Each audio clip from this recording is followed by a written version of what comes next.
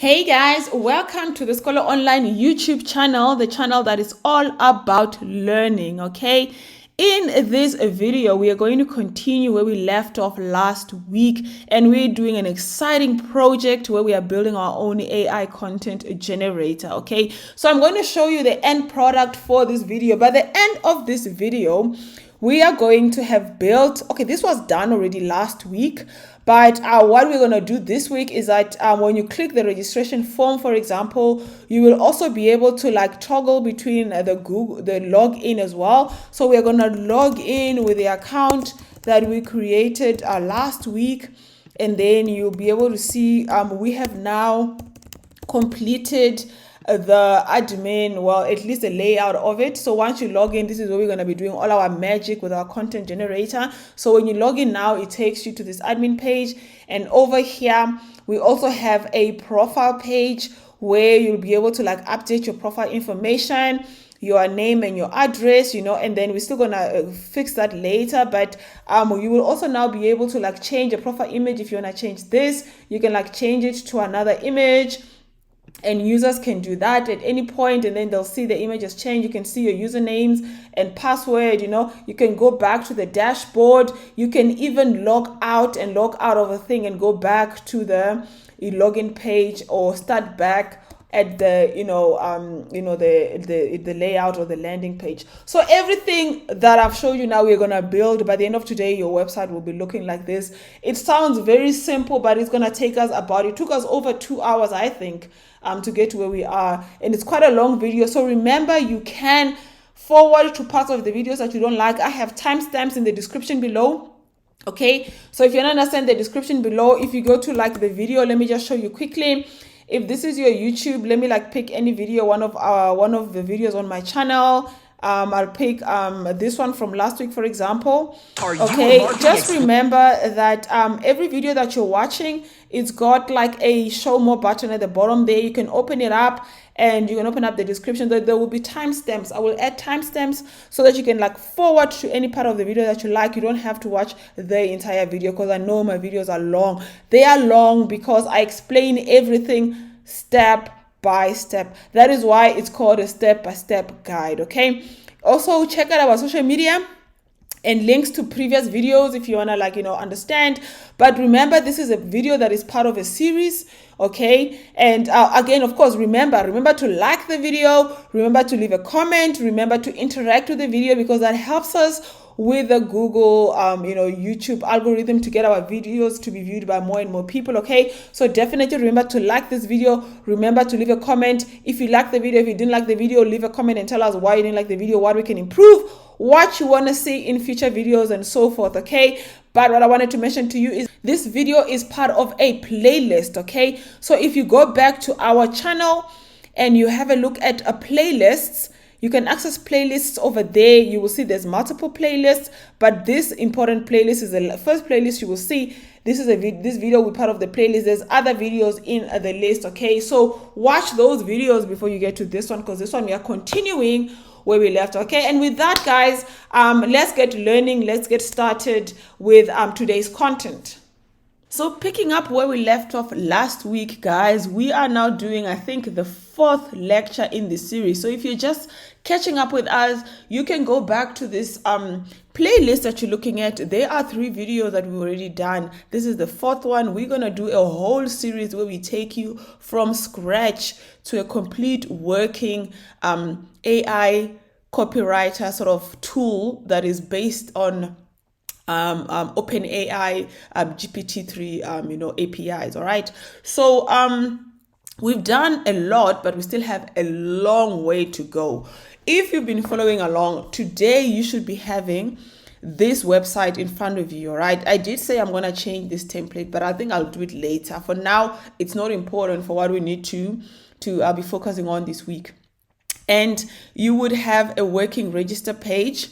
So we've tested this last week. If you come here and you put in your email address and password, and you enter the password again, you'll be able to register an account with this profile. We've checked on the admin panel that the account gets created when you build it. So we know that part works, okay? What we didn't do last week was the login and the logout page, which is all part of the authentication.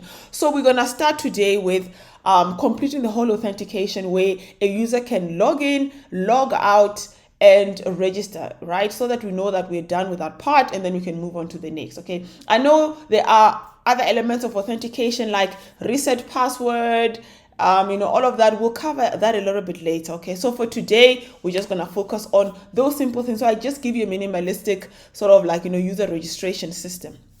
Now, when we talked last week, we did this registration page. So this, you should have this code working, right?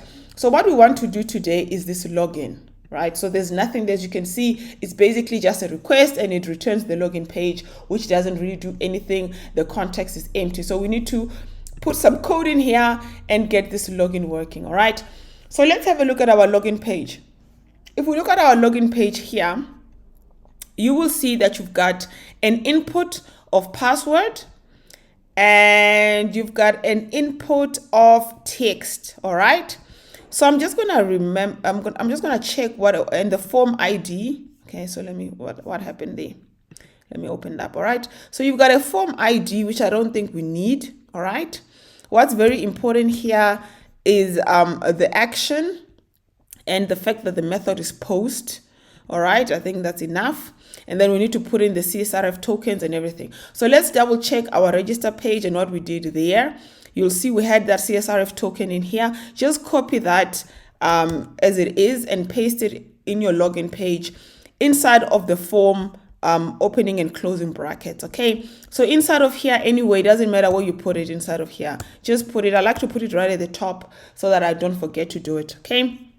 Then if we look again at the register page, basically that's all we did, okay? And then at the bottom you have that button that says submit, okay? So we've got the the input. Let me see what the name of this input is, okay? So this input name, I'm going to change it to email, all right? So that when I access it in the background, I want to call it email. And then this input, I want to call it password, all right? That's okay. And then there will be a check box that says remember me. I think I'm not too concerned about that. I'm actually going to remove this, okay? I'm going to remove that.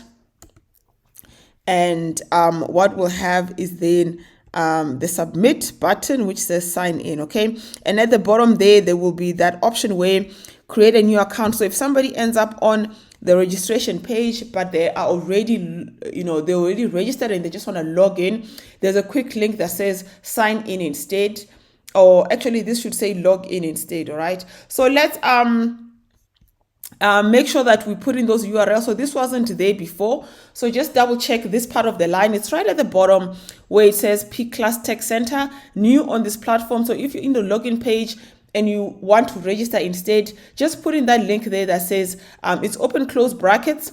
So it's like open close curly brackets like this, %signs, and then you say URL for register, okay? So that if somebody ends up on the login page, they can navigate to the register page. I did that off camera, but I'm just showing you so that you can do that as well. And then on the register page, you're gonna do the opposite of that. So if somebody ended up on the register page and they need to log in instead, just put that URL for login in the register page, and make sure the register page has the URL for login.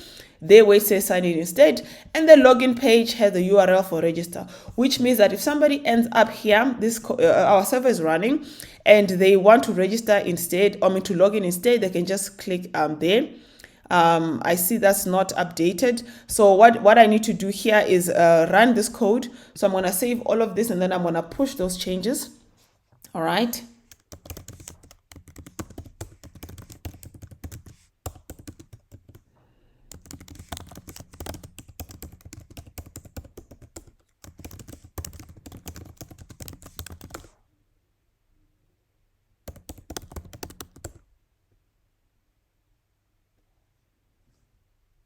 That's the wrong password, I know. That should be better. Okay, so once that's done, let's just restart that server again. And I'm just gonna go back to where I was before, and then I'm just gonna refresh this page. So if you hover over this should show you the login page, all right? So click on it, it should take you to the login page. Hey, welcome to Sneed. So let's just remove that and say, welcome back. Welcome back. All right, let's just say welcome back. Let's leave it like that with a nice wavy hand. I like that. Please sign in to your account to start the adventure, and then they can put in their email or username, enter your email or username, or let's just say enter your email. Okay, so it should just enter your email address. That's okay. Form label should be email, and then the placeholder should be enter your email address. All right, that's enough. Not email or username. We don't want to confuse people. And then you should be able to have the password and then enter your whatever. And then there is here that forgot password here. That forgot password. It should be have a URL as well. Let me see. What is this? That's a div. Form password toggle. Label, form label, auth forget. Okay, so this one here. Okay, I'm gonna just leave this URL blank because we haven't created the page for forgot your password. We'll come back to this later. If I forget, just remind me, okay? But this is, for me, something I do towards the end. I make sure that I don't forget it because it's, it's just one of those sort of like admin things.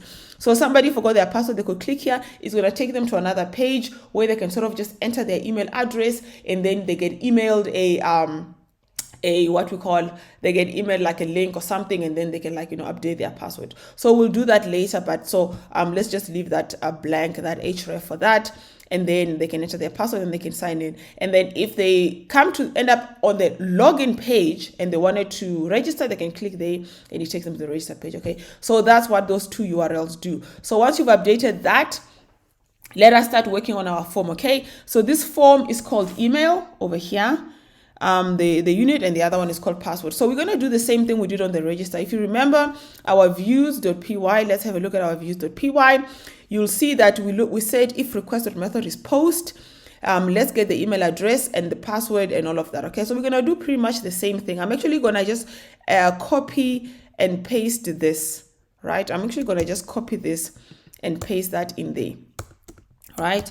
I'm going to say if the method of the request is post, we're going to get the email address. And remember, we called it email. So if you go to login there, we called it, this name is what's important. So whatever is on this name here is what you need to call it in the back there. So that's the email. And again, as usual, I like to remove all the spaces and lower it, which is what we did when we registered, which means even if somebody had entered their email address, like, this, at, with a big letter and a small letter and a big letter and a whatever .com, we would lower all of this so that in the database it's stored as ADF, so that when we do the comparison we don't have issues. Because I've had these problems in the past where somebody registered with their email address, but they use a uppercase when they do the registration, and when they log in, they want to log in with a lowercase, and then they've got issues. So I always just do this, and Django doesn't do this automatically. So you gotta actually literally code this in.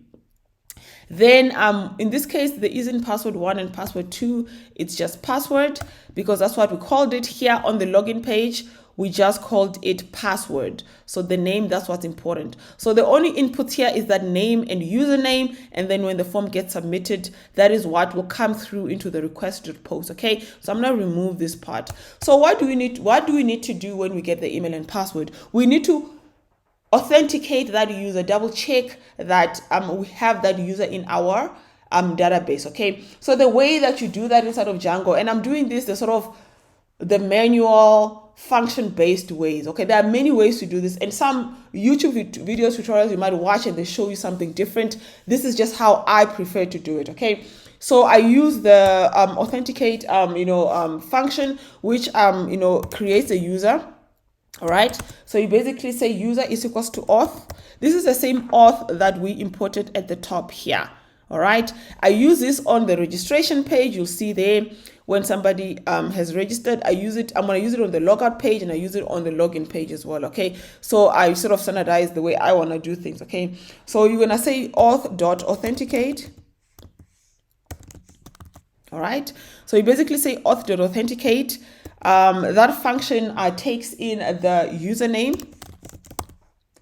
All right, is equals to whatever the username is going to be. All right, and then it takes in the password. Okay, and the password is whatever the password is going to be, right? So it doesn't take in the email or whatever, it takes in the username and the password.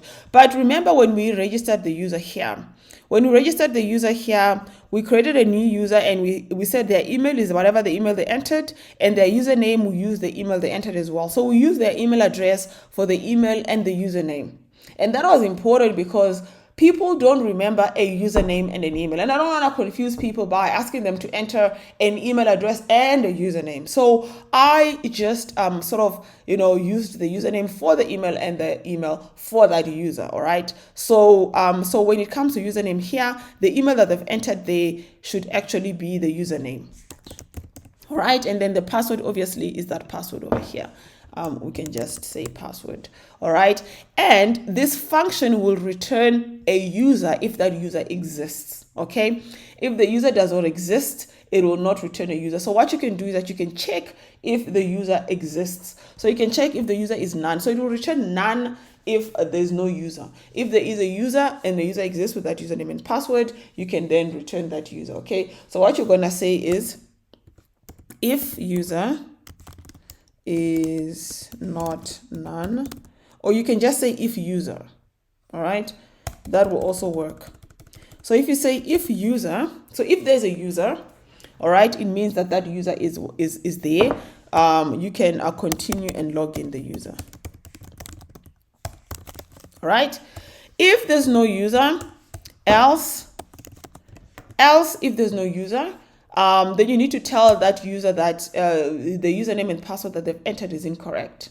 So you need to like sort of tell them that, you know what, hey, you invalid credentials or something like that. So I'm gonna get this messages error here, all right, and I'm gonna just copy this messages error, and I'm gonna paste it here because we need to sort of send a message back to that user, and we need to say so it takes in a request and the message that you want to send. So the message that I want to send here is invalid credentials, or user does not exist. You can write whatever message you want, and then you want to probably reroute them to the registration page so they can register a new account. So you can just say return redirect. You can redirect to the register page. Right, and so that's sufficient if the user does not exist. If the user exists, we're going to write that function here, but there's probably some checks you want to run before you do this. Okay, so you want to check things like I know on the form here login, it's important to say so I'm going to remove this area described by, and I'm going to say required, okay, so that they don't submit the form without having entered the password. All right. And over here as well, under email, we're going to say required as well. Okay. This is important because you don't want the person to enter or submit the form without the information. But even if they did, then it would be like an empty string, and then the authentication step would not succeed. All right. So those are some checks. What other checks would we want to do at this stage? We would want to make sure that they've entered the email address and that they've entered the password, and that it's important that all of that is in the code because we do not get errors. Okay, that's enough. So let's now log in that user. So to log in that user is going to be a very simple thing. It's going to be very similar to what we did down here. Okay, we're just going to log in the user and then we're going to return them to the home page. All right, so we could just do that. Log in the user and return them to the home page. But technically, you really don't want to return them to the home page. At this stage, you actually want to return them to the to the dashboard, because once they log in, you want to now take them into their profile where they can actually start working or whatever. You don't really want to return them back to the home page because the home page is like a landing page that doesn't really have anything. You want to take them back to the place where they can start writing their blog stuff. So we need to build that dashboard page, which we didn't do last week. So that's what we're going to do next. But before we do that, let's just save this and test that this login works. Okay.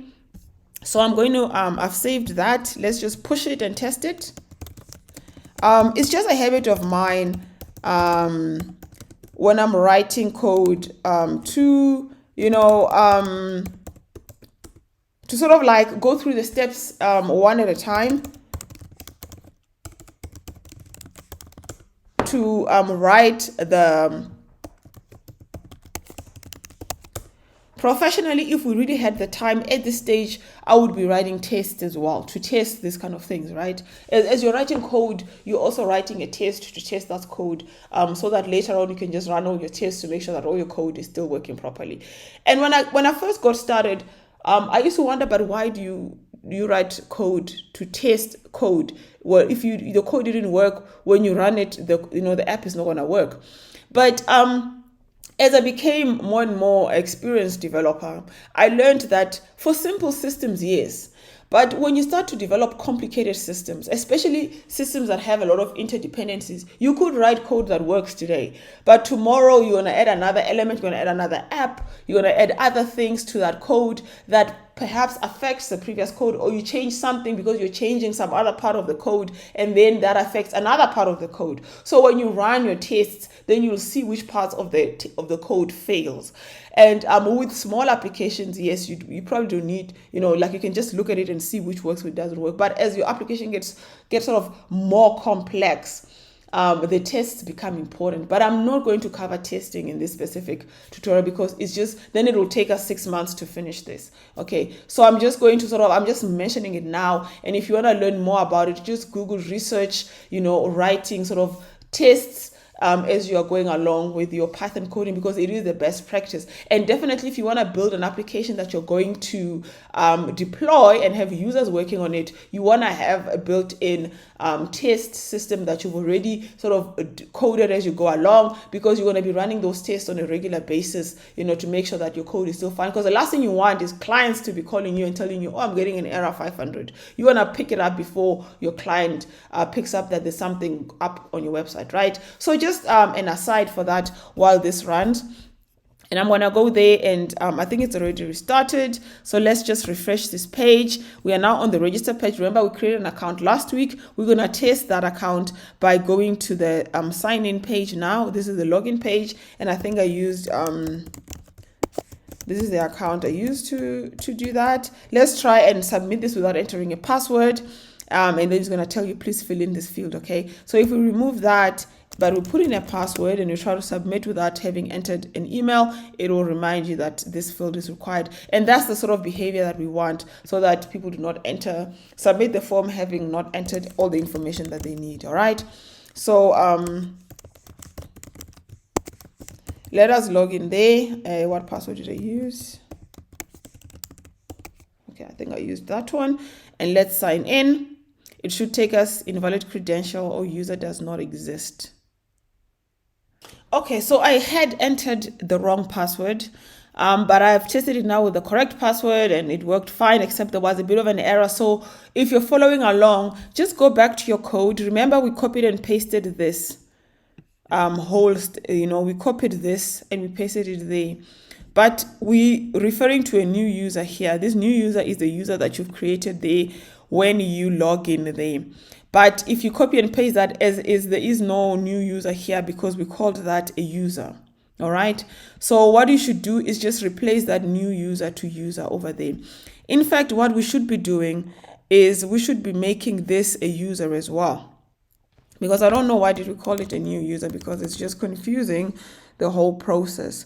So let's find all the places where there is new user and replace it with the user.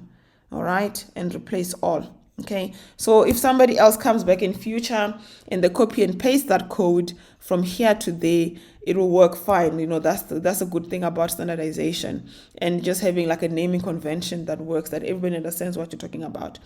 So once you've said auth login request the user, just push your changes. I've already pushed mine, so I know that that's gonna work this time. So I'm going to refresh this login page again, make sure my server is running, and then let's put in our username,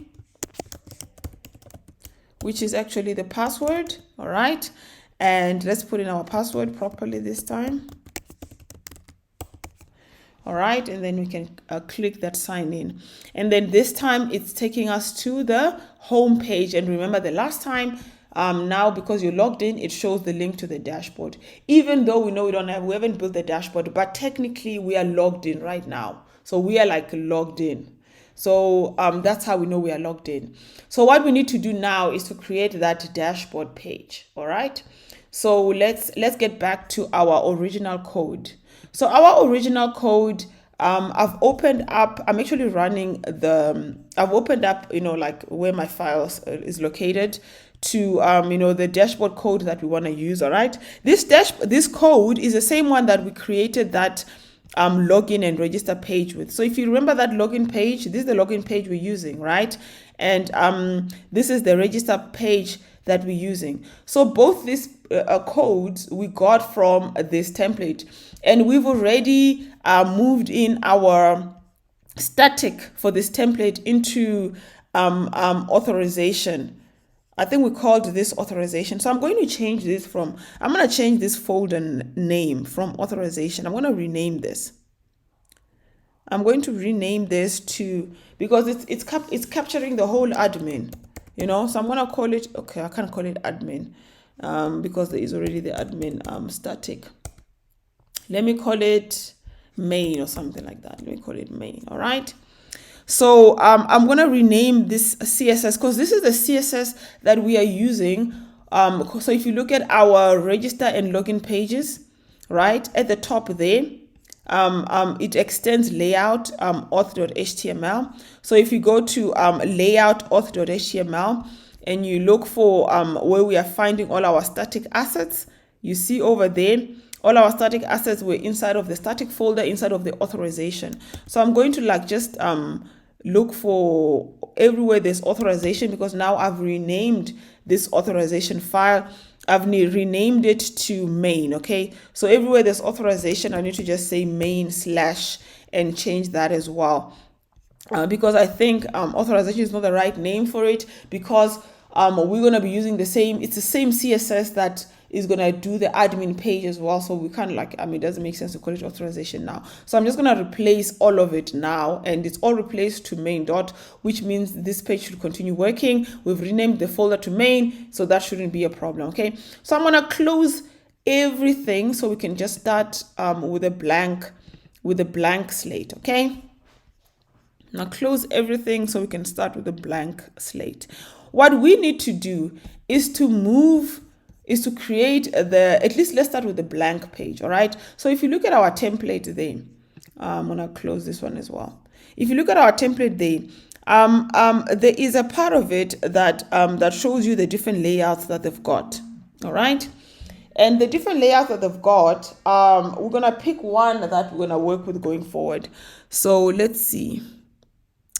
Layouts, it's right at the top there.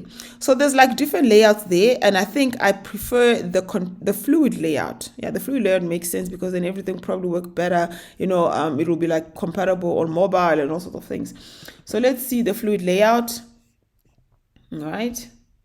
So this fluid layout works really. I think I like it. It's you can see it's flexible. So what I'm going to do is that if you look at the fluid layout, the HTML file for it, inside of that folder, we need to find a file called layoutfluid.html. So this file is the one that we need to be working with. All right. So let's go in there and find layoutfluid.html. I think that's the one. All right.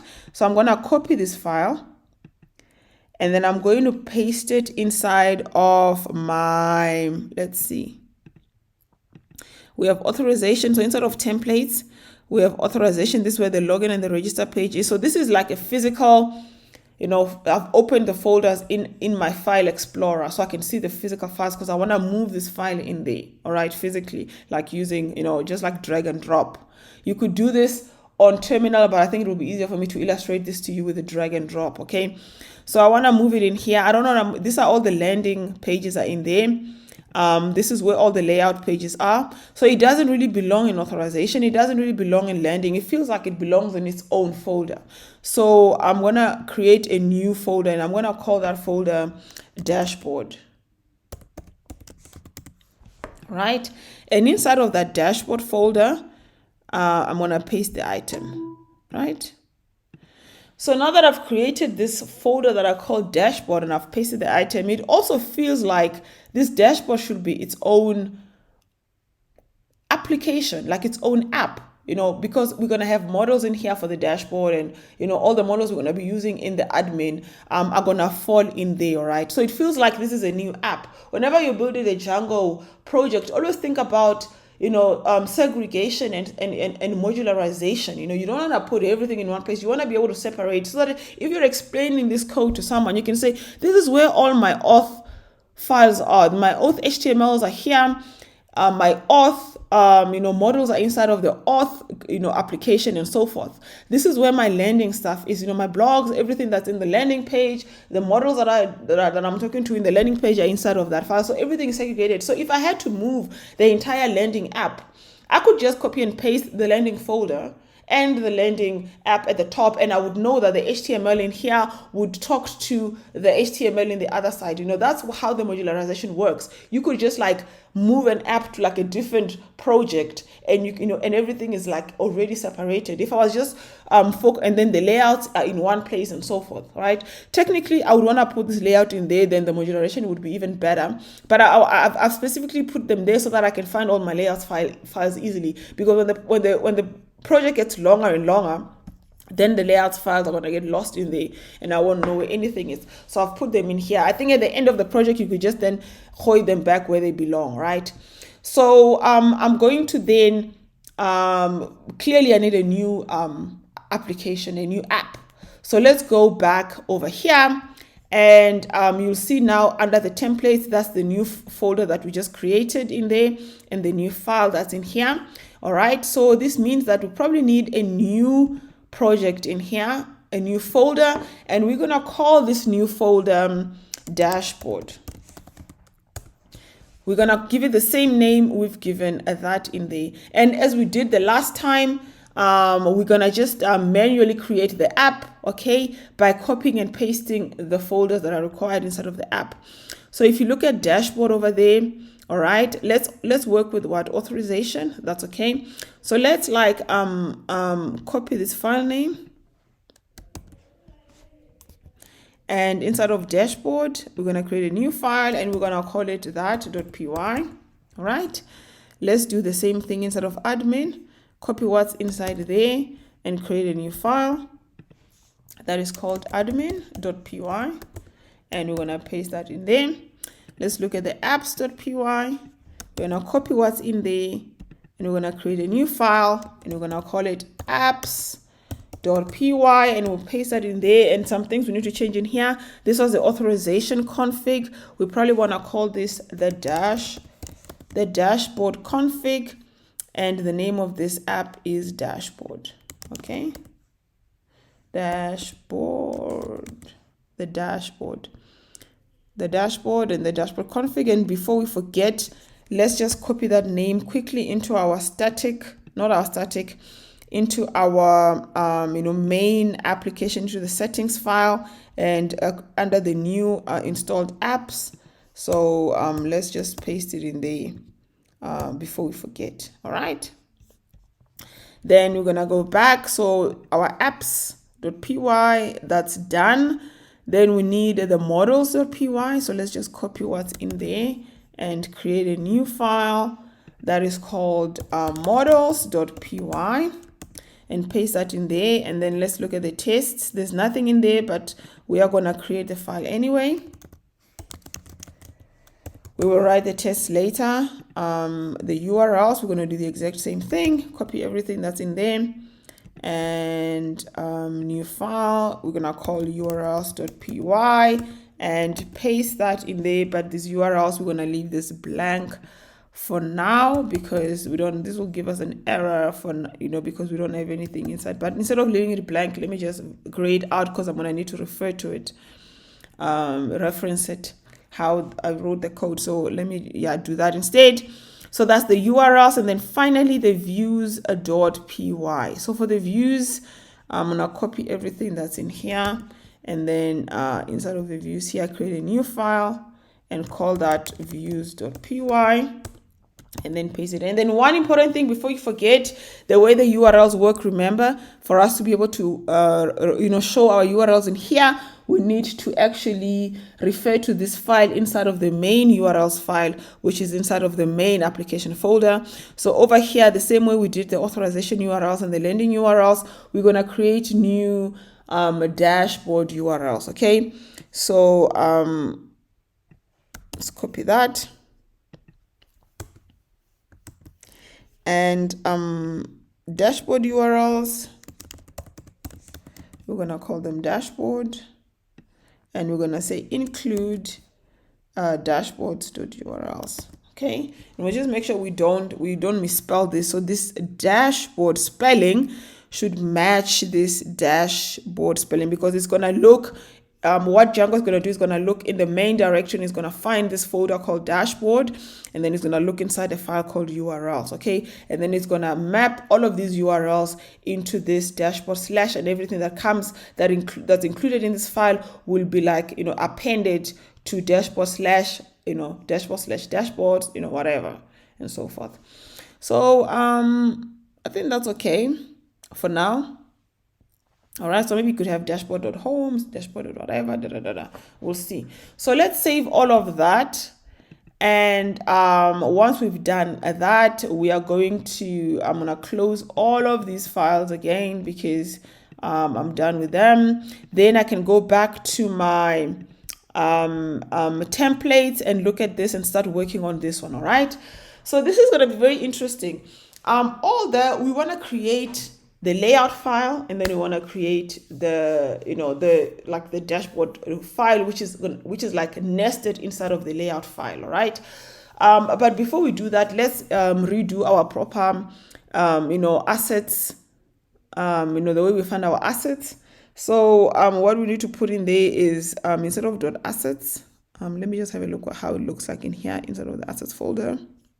If I go into static and I go into the main, so it goes straight from main to vendor. Okay, so what I can do here is that I can replace assets with a main dash. Okay, so let's put a dash at the end here. All right, so assets dash.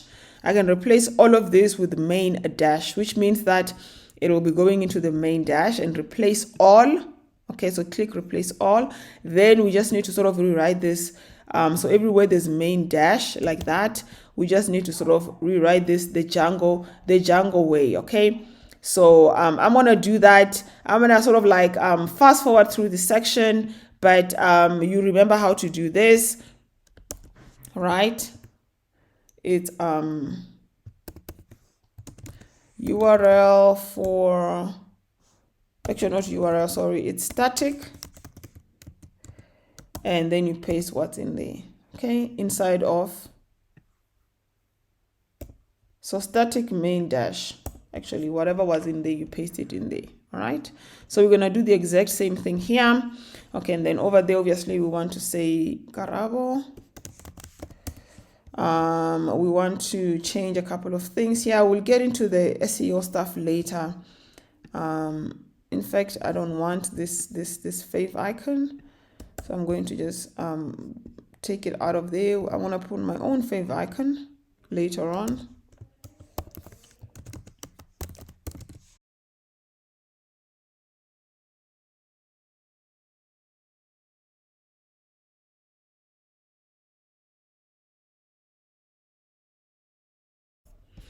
Okay, so we are done with that.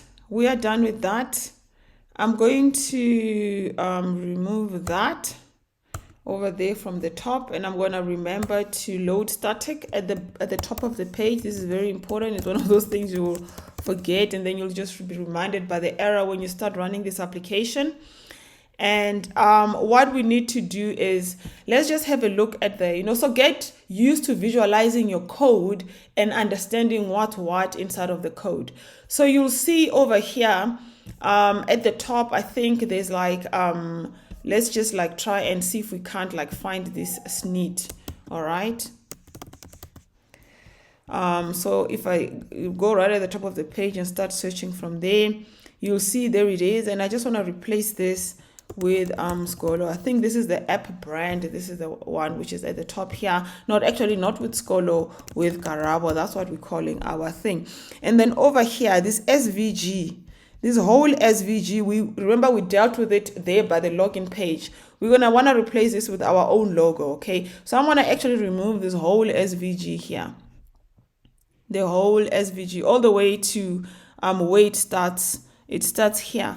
So inside here there is a span, and then there was a logo there, and then this is what the SVG is. So probably this is where you wanna enter the logo. So I'll just remind myself by typing enter logo here, and then later I'm gonna just sort of like, come back to remember to put the logo there. All right, and you'll see then there's a couple of things, and then there's dashboard layouts. So that's what we see there. Okay, this dashboard layouts. So this dashboard, I'm just gonna leave that. Okay, but instead of this URL, I'm gonna just leave it blank, because actually this is gonna be the URL for the dashboard. Okay, and then the layout. So everywhere you see this whole layout, blank, fluid, whatever. So this is like a sub menu. Okay, so I'm gonna like delete all of that. In fact, I'm gonna delete everything on the menu and leave just the dashboard. All right, and so let's see, where does the menu come, start and end? There's a lot of stuff here, all the way to documentation. So I'm gonna like search. Actually, I don't wanna delete everything completely. I wanna leave like pages, so that I can have, let's see, where's the pages? The pages, text uppercase. All right, so there's that list item there, and then pages. So I'm gonna replace these pages with just go with me here. I'm gonna replace this with blog. Remember we had those use cases that we talked about, that we said these are going to be our main use cases: blog writing, content marketing, and social media. So that's how I'm going to structure this. I'm going to structure it in a way that I'm going to have blog writing and all the parts of blog writing, social media, whatever, So let's just start with the blog assistant. Okay, blog assistant, and under there I'll leave just one. You can see this is like a list item, right? And after this list item, there's another list item. It starts here, it ends there, right? And then there's another list item. Just like track where the code is, and and we'll see. So this list item that says pages, that says blog assistant, there's account setting, account notifications, no connections. So these other things, they all come in under pages, account settings. Let's see, account settings. All right, so account settings, then you've got the drop down. So these notifications, connections, everything is underneath there. All right, I see. So I'm gonna just like delete that. No, not the blog assistant. Delete everything underneath there. Yeah, delete that menu item. I'm gonna leave one menu item that doesn't have a drop down, like cards. Okay, that's the one I'm gonna leave. So let's see, that one, authentication, let's delete that as well. All right, miscellaneous, let's delete that list item as well. All right, components, that's a subheading, but I'm gonna delete that as well, and I'm gonna delete everything underneath it. All right, so all the list items, all of them, I'm gonna delete all of them. Extended components, delete all of that.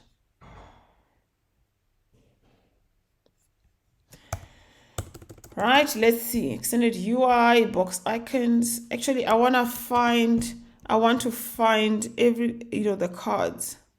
It doesn't matter. Let's just delete them all. It won't matter. Let's go all the way to documentation. All right, so let's find where it says documentation. Documentation. All right, so, and let's create space here so that when we delete, we know to delete only up to there. So there's documentation, there's the list item for documentation. All right, so basically we want to delete everything up to there. Awesome. So we're basically only going to be left with the dashboard and the blog assistant, and you can even copy this dashboard down, and then we can have like under blog assistant, we can have something, I don't know, create, a blog topic generator, something like that. So when you get the blog assistant, the first thing we'll do is maybe get the blog topics, or yeah, I don't know, something in that order. So then after that, we've got another nav here. Let's see. So this is the side menu. This is a side. So everything in here is the aside, right? And then so I've taken everything out, and I'll only have like one topic there.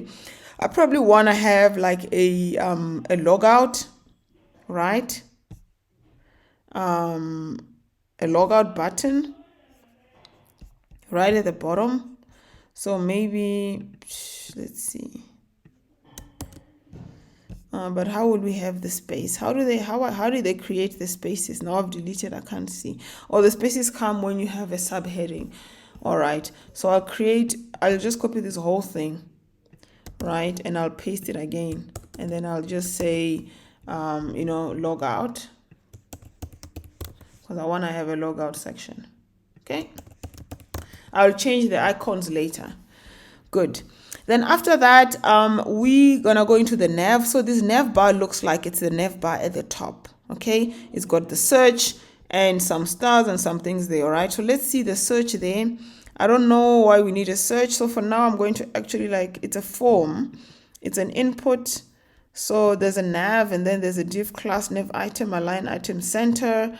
And then there's like an input there's a box for searching, and there's an input in there. All right. So this input and this box for search, I'm going to remove. So this is that box icon and that search input. I'm removing those ones. So there's nothing there. And then if you go nav bar, then you're going to have the star. So this is like, you can like this, the template or whatever. So there's the list item there with the star. Okay, which is this list item there with a star, and then there's another list item with many other things, my profile settings, whatever, right? So this list item with a star, we're going to remove as well. We don't want that. And then the second list item should have, all right, the second list item should have, I think, the avatar. This is this profile picture there. All right, so I'm going to leave that for now. We'll replace it later with your profile picture of the user that's currently logged in at the time. And then there's like a drop-down menu. So if somebody clicks this profile picture, there's some sort of drop-down menu, and then you see a profile picture again. So let's see. So there's a drop-down menu, and then there's a picture again, and then the name of the person, and then the small, admin or whatever. So perhaps the name is important, but I don't think people will have like roles in this case, So maybe we'll just, in fact, we can just replace this with the user.email. So whatever the email address you've logged in with at the time you are logged in here, will display that when you get here. All right. And I'll leave the profile picture because we will create a whole profile class where we will have the profile images and everything like that. And then later we can display the proper profile image for the person. But for now, we'll leave that one blank. And then there's a divider. So that's the divider. And then there's the profile page. All right. So that goes nowhere. I'll leave that there. There's the settings. That goes nowhere. We'll leave that there. In fact, the settings I'll replace with billing, because we'll have a billing page instead where people will be able to go and have a look if they want to change their billing stuff. They want to, move up the, we'll build that page later. Or they do have something on billing here. I see. Okay, so let's just rather then remove the settings and leave the billing as is. Okay, because it has a nice credit card next to it. Okay, so let's leave the billing as is. And then there is this 4 next to the billing that I don't need. So this span, which has the badge and the whatever, I'm going to remove it, but not remove it completely. I'm just going to highlight it out because perhaps I want to use that later somewhere else and I want to remind myself the code for it. So I'll just highlight it out instead. And then there's another divider. And then there is the logout. Okay, so for now I will leave the logout as blank, but of course we want to have the logout there. So we'll have a logout there and a logout there. And then there is this upgrade to pro button. I don't know if this is the one. All right, so this is the content of the website. All right, so the content pretty much starts here. So all what you see there can be inside of a layout page, right? And because this will be exactly the same in all the layouts on all the different pages we'll have, the menu will be the same in all the layouts of the different pages we have. The only thing that's going to change page by page is going to be the content inside. So when we build our layout page, it can sort of start, it can end here, and the block body can start there. But let's have a look at what's in here.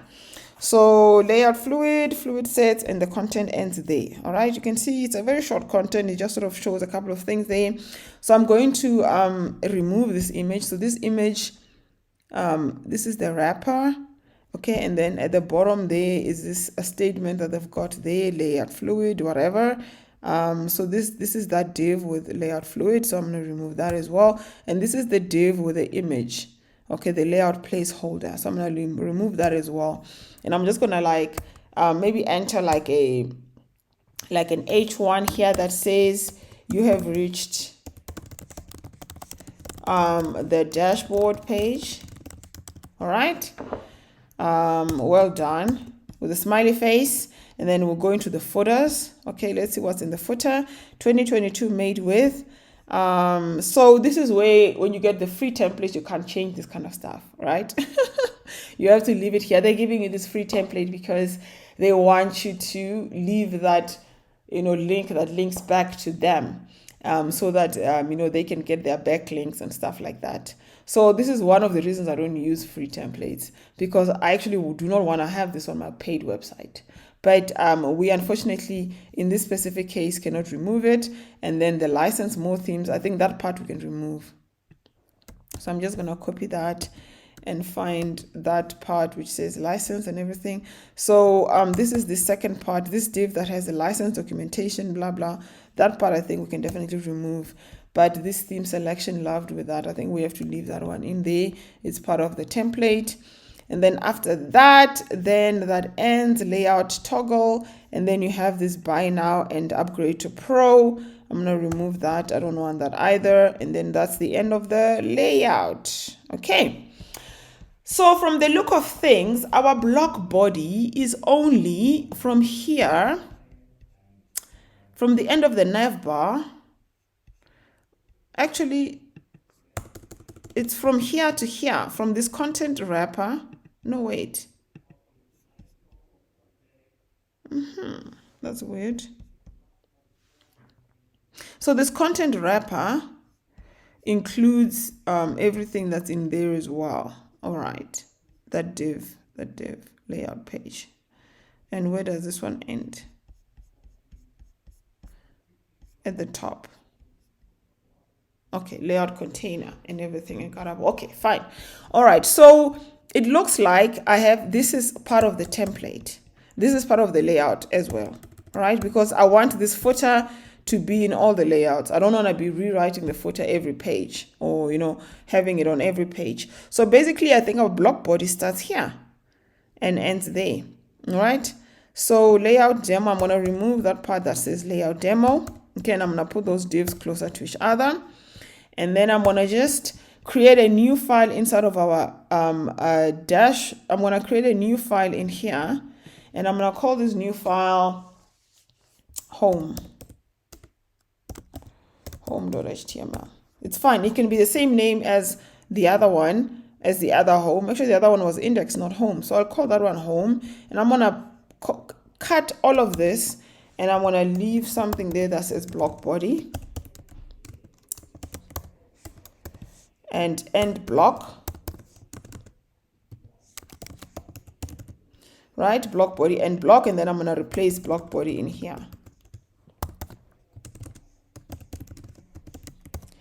Block body, end block.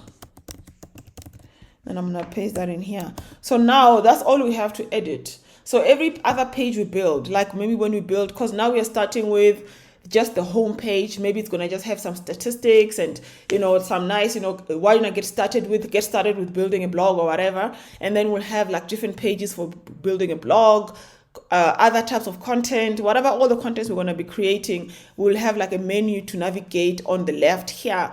But every page that we build, that we navigate to, will have the same menu, will have the same header, will have the same footer. So we are going to put all of that in the layout file, and we don't change it. It remains the same. And the only part we change is the content inside of the page here, right? So it means that over here, we need to extend the layout. So we need to, I actually need to save all of this first, right? And then I need to create a new file in here called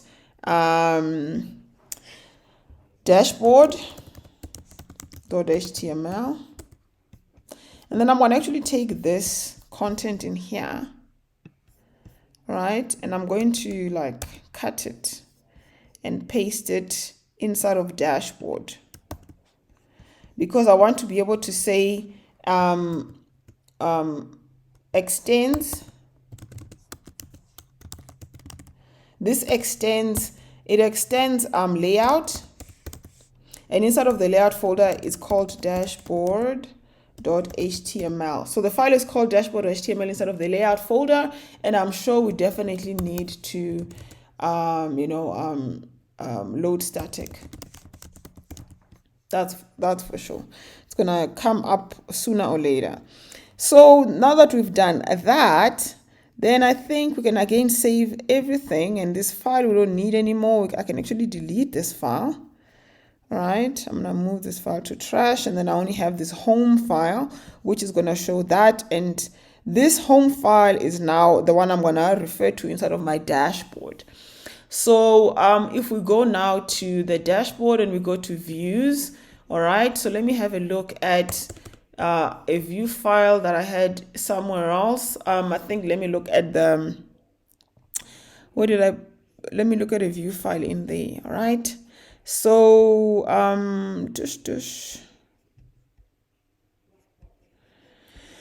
right, so let's just, actually I don't need that. Just copy the return. So we're gonna call this def, this is a function.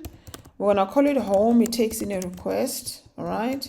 And then we're gonna like return login.that. Okay, I can already see I've made a mistake there. If we go into the login page, we don't have any context defined. Okay, so that's fine. This is not a problem. But it will be a problem for our dashboard page. So this will need to define a context, because we're definitely gonna have variables in here. Okay, so the context, we can leave it blank for now until we have something to fill it in there. All right, so the HTML that it needs to display for this page is now this dashboard home.html. So what I need to do here is I need to say dashboard, and then I need to say home.html. All right, and then inside of the URLs, then I need to refer to this. So inside of the URLs, I need to like create, that's why I wanted to not remove this completely. I want to create a views dot home, and then we're gonna call this the dashboard. So finally we have our dashboard root defined, and then we're gonna call this home. All right. So then when somebody now goes to the URL for dashboard, it's gonna now show them this view which displays this dashboard home.html. And this dashboard home.html is this file which extends that whole dashboard, which extends the whole layout, and then it has that, whatever. So we should be able to see that whole layout with something in the middle that says you have reached the dashboard page. Okay. Then what we want to do now is very quickly, before I test this, actually let's test this first. I'm just thinking in my head, checklist. We added the additional app. We added it in the urls.py file. And so what we need to do is that now inside of the authorization, so we're going to need to do that. So inside of the authorization, HTML. So let me close all of these ones because we need to route to this dashboard page. How are we going to get to the dashboard page? To get to the dashboard page, we're not going to have to like root from the authorization pages, which are the login and the register page. So now when you're in the login and the register page, these two pages, this login and register page, when somebody has finished logging in, instead of redirecting them home, we can redirect them to the dashboard. All right. So instead of redirecting this person home, we can redirect this person to the dashboard. So now whenever you log in or you create an account, then it will take you to the dashboard. But currently, there's another thing we have to add.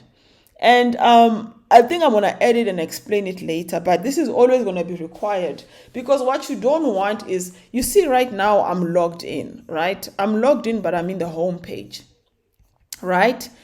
But if I accessed the registration page, and I can access it manually, like if I go to, let's see my URLs so I can see exactly what it is, it would be register.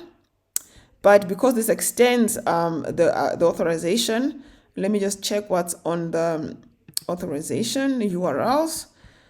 So it will say auth, dash login. So is my server running? Okay. So if I pasted this in here and I said auth, all right, and I said auth register, for example, right, it still takes me to the registration page. Even though I am already logged in, I know I'm logged in because if I go here, I see this button, which I know I coded this button to check if I'm logged in or not. So you don't want that. If someone is logged in, they shouldn't be able to access the registration or the login page while they are logged in. So you need to restrict access to those pages with a check that checks whether that person is logged in or not. And luckily for us, Django comes with a built-in login required, login, not the opposite of that as well. So if you look at the imports, you would have seen this import. I quickly edited it, even though I haven't discussed it. This import that's called login required, right? Very, very important. And the opposite of login required is a function we have to build that uses this user passes test. And then we're going to code that test to say that you're logged out. Okay, because then you need to use this to check if somebody is logged out, right? That they can't log in the in the registration page, whatever. So they can't log in twice. But it also doesn't make sense. It's just not logical that I'm logged in and I can still see the login page, right? So this is the bit of the code that I have. Because I want to just cover them both. One is login required, and login required, you're going to put it on pages like the dashboard, because you don't want someone to access the dashboard and they're not logged in, because the dashboard has got variables, databases, and things that we're going to be doing in there that is going to require your profile information to access. So you need to be logged in to access that page, right? So login required, this is, you need to put in this decorator inside of your admin page. So inside of the home.html, not there, but inside of here, instead of the views, inside of the home there, you need to put in that decorator in there. Right. So what this will do is that it will run this login required test before it renders or this request, or it processes this request, which means if you're not required, it will not allow you in here, and it will take you to the official login page, whatever you've specified inside of your settings as your login URL. Okay, that's important that you specify that in the settings page. The opposite of login required is this function that I have here. Okay, and I need to put these ones inside of the registration page or whatever. So I've decided to call it anonymous required. Anonymous required as the opposite of login required. So I require you to be anonymous. I require you not to be logged in, right? And you have to do a bit of writing for that, So you're going to use this user passes test decorator that I told you about, that you imported there. And the test that you're going to run is that the user is anonymous. So the user object has and is anonymous, sort of like variable in there. You don't always use it, you don't always see it, but it's actually there for you to use to check if somebody is logged in or not. So if you are anonymous, all right, it means you are not a user, like there is no user, right? Then you can proceed. You have passed the test that I'm checking for. But if you fail this test, then if not, which means if you fail this test, you will go into the redirect URL, and then it will redirect you to the dashboard, which means that if you are logged in and you're not anonymous, it will just, and you try to access the registration page, it will just take you to the dashboard. But if you are logged in, you know, I mean, if you are logged in, it'll take you to the dashboard. If you're not logged in, you'll be able to access it. But if you're not logged in as well, then you won't access the dashboard page. You understand? So these two decorators, they work in opposite, they're like opposites of each other, and you need them both, right? So this one, anonymous required. This one here, we're gonna put it inside of our login as a login decorator, and inside of our register as a register decorator. So they are pasted in there, all right? So if somebody tries to access this page and they are logged in, it will take them to the whatever the URL is specified there, which is the dashboard, which we've just built now. This URL for dashboard. This URL for dashboard. This whatever you put in here should match the URL name that you have in there. Okay. So now I'm gonna then build the logout. I might as well just build the logout because now I'm here. All right. So I'm gonna say def logout, and the logout takes in the request. All right, and then for somebody to access the logout, they need to be logged in. So login is required for logout. You can't log out if you're not logged in, right? So then we need to put in that decorator for login. You need to be logged in to be able to be logged out. So so for login, that's a simple one. We're going to use the same auth in there, you know, that same auth thing that we imported at the top there. So let me just create some space so you can see what I'm typing here. All right. So to log out, it's very, very simple. You're just going to say auth, right, dot log out the request. That's it. Then that person logs out. And then you need to obviously redirect them somewhere. So I'm going to just say return redirect, redirect for login. So if you're logged out, I'm going to redirect you back to the login page. I can redirect you to the home page. Doesn't matter. This is going to be by preference. Okay. So I choose to redirect the login page if they want to log in again, or, you know, whatever. So now we have a logout function. We need to create the URL for it. So this is inside of the auth class. So inside of the URLs in there, we're going to create a new a URL for logout. Okay. So let's just copy that. Now paste that in there. And then we're going to cut that in there, and we're going to call that URL logout. We're going to, the view is definitely logout. Okay, and I'm going to call it logout also in there. So suddenly we have a URL for logout. This means that we can use it inside of our, you know, our HTMLs as well. So inside of our layout HTML there, the dashboard layout HTML, remember there's two places where we need to log out, right? So the first one is at the billing, this that logout button there at the top, this logout button at the top here, you know, this one. All right, you just need to link it to the logout URL. Okay, so you need to just do that URL for logout. And I think I also built a logout somewhere in there. So let's have a look and find it. Logout, there it is. And you can also just do the same thing there and put in the URL for logout. So that's quite a bit of coding, right? And I hope if I was a little bit too fast, just you're watching a video, pause it, rewind it, re-listen, you know. I think these things work better if I do them all at the same time, specifically with the authorization, so that I don't forget something. So in my mind, I sort of have my checklist that I'm going through. Okay, the decorator, the logout, the login. So now we have done login, logout, and when someone logs in, it should technically take them to the dashboard page, even though that dashboard page is going to be blank for now. All right, so let's see. The moment of truth is here. We're going to run this and see what happens. And don't be afraid for errors. If you see errors, don't be like, ooh, okay. Don't jump up. There's ways to debug. We go through the errors. You read the error carefully. What is it telling you? You go back and you correct whatever, because you're always going to miss something. You can't get everything 100%.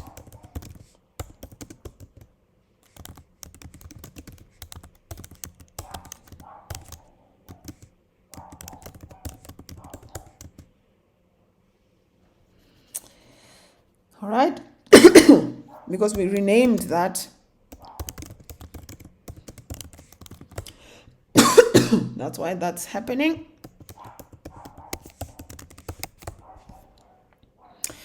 Coolio, let's go now over here, and we've pushed a lot of files, so this might take a while to find itself. So maybe let's pause this, and I will fast forward through this section when I get my server back. Okay, it's running now. So let's have a look at our page. So let's refresh this, and technically this dashboard button should be taking us to the URL for dashboard. So let me fix that quickly. So instead of templates, index, I think, would it be index or would it be the layout? It might be the landing layout, where there is that button that if user is authenticated, then you have that dashboard. So let's just put in the URL for dashboard there once. Okay, so the next time you run this code, it should just, like, when I click this button dashboard, it should take me to the dashboard. But this is actually a great opportunity for us to test that decorator that we have in the register. So we know definitely how to access the registration manually. Remember, I showed you can do auth register, right?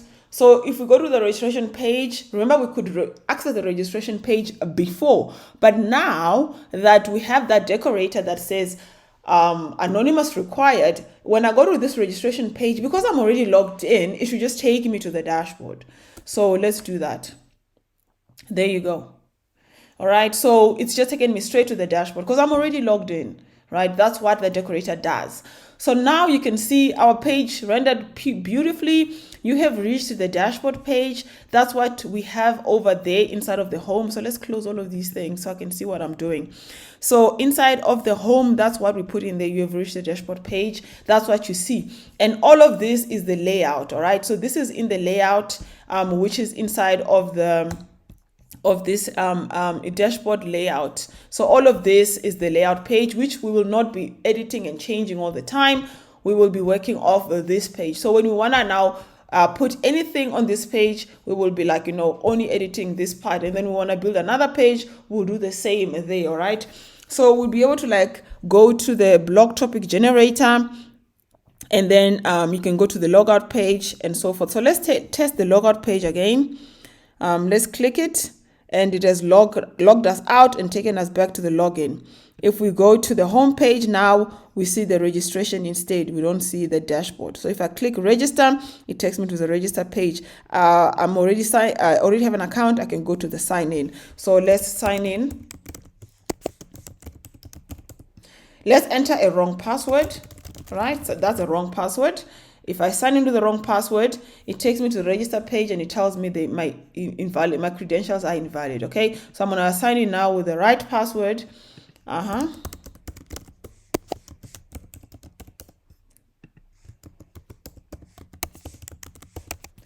right, let's sign in with my correct password, and it takes me to the dashboard once I signed in. So now I'm inside. Now I can start generating my blog content. Do you see the amount of work that goes in? This is lecture 4. And we are building an AI content generator with a Django. But I don't know how many hours we've covered already. I'm sure it's over 5 hours. And we haven't even started talking about OpenAI. We only want to start talking about OpenAI in this lecture. Hopefully, even towards the end, maybe I'll just end this lecture with you creating the account. So when it comes to building applications, right? And especially if you want to build something like on Django, it is a long and involved process. The actual technicalities of the application itself is maybe 30% of the work. 70% of the work is setting up your environment, setting up the application, setting up the authentication, setting up the templates, setting up the HTML, the CSS, how everything works. That is 80% of building a website. The other 20% maybe that's going to be when I start working with the OpenAI GPT-3. And by then I can do that probably in 2 lectures or 1 lecture, and I'm done with that. And then I have to now go back to now deploying the application and going back to DigitalOcean and how are we going to deploy? Are we going to use a container? Are we going to use Docker? Are we going to use this? Are we going to use app platform? All of those things is the other 80% of building a web application. This is why, if you really don't have the time, rather hire a professional. But if you want to learn how to do it yourself, you've definitely come to the right place, because we are going to cover everything in this tutorial step by step. Maybe towards the end, some of it will make it premium, but for now I'm going to cover enough for you to be able to just go and learn the rest yourself. Okay, we're going to do all of that payment processing, we'll cover that, but for now let's build a profile page. I think that's a good thing that's a good place to start, so that this person can at least change their profile image, right? Because I don't look like this, anything like that. Okay, so let's look at where this profile image is. All right, this profile image is inside of the layout dashboard, and I think I remember it because it's there where we enter the user email. So if I do this, I should see my email address. You see, there you go. So this is my user email, and next to the profile image there is that rounded circle. All right, this is the avatar, and that's the image, and then the class is rounded circle, and then this is avatar online. All right, so this is like avatar online. There's two of them. I'm going to remove the avatar online. Okay, I don't want that. I don't think it's important, right? And then after that, I'm going to start working on the profile page. So we're going to go back to our template. So every time you work with the template, I mean, I have it like open all the time, so I can keep referring to it. So the page I want to work with is that one I was on. I want to show you how to access it. If you go to, I think, how did we access it? Now I've forgotten. Authentication, account settings. So this is the page. Okay, so account settings, this is the page. So let me look for this HTML. Account settings account is pages account settings account. So this is the page I want. So I'm going to go back to my template, and I'm going to look for that pages account settings account. This is the page that I want. So it looks like there's account settings connections and account settings notifications. So there's like 3 different HTMLs. How does that work? So if you click notifications, does it take you to a different page? I thought this was just like a I just want to double check that account settings account and account and notifications are 2 different HTMLs. Okay, they are 2 different HTMLs. All right, that's fine. So so let's go. We need account settings account. So what I'm going to do, I'm going to copy this again, copy that, and then I'm going to paste it inside of the dashboard. Okay, paste item, I'm going to paste it in there, and then I want to call this, I'm going to go back to my code. Actually, let me stop this thing so that it doesn't freeze again. I'm going to go back in there, I'm going to save this stuff, close that, and I'm just going to rename this. I want to rename it to profile. Okay, to profile. Right, that's fine. So if it's renamed to the profile page, and remember, we now don't have to edit all of these again. All I need is to find the section that's inside, so I need to start this. I need to find that account settings notifications. Okay, so let's find that. Account settings. All right.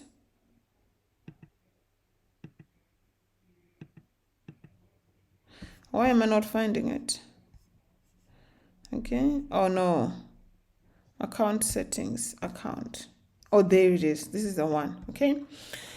So this is inside of at the end of the nav bar, we have a class content wrapper. I just want to compare this with the layout page. Sorry, I'm going to be doing some thinking online because I'm doing this in front of the camera. So some cases I might stop and think for a bit. It's not like I rehearsed these things before. I just sort of, I'm building intuitively right in front of you so you can see what I'm doing, okay? So there is the content wrapper, and then after the content wrapper is all the stuff that we're putting inside the body. All right, so there is that content wrapper as well, and then this is everything that goes inside of the body. Perfect. So what I can do here is I need to find where this ends, right? This is where it ends. This is the content. This is where it ends. So I need to like cut this, all of this.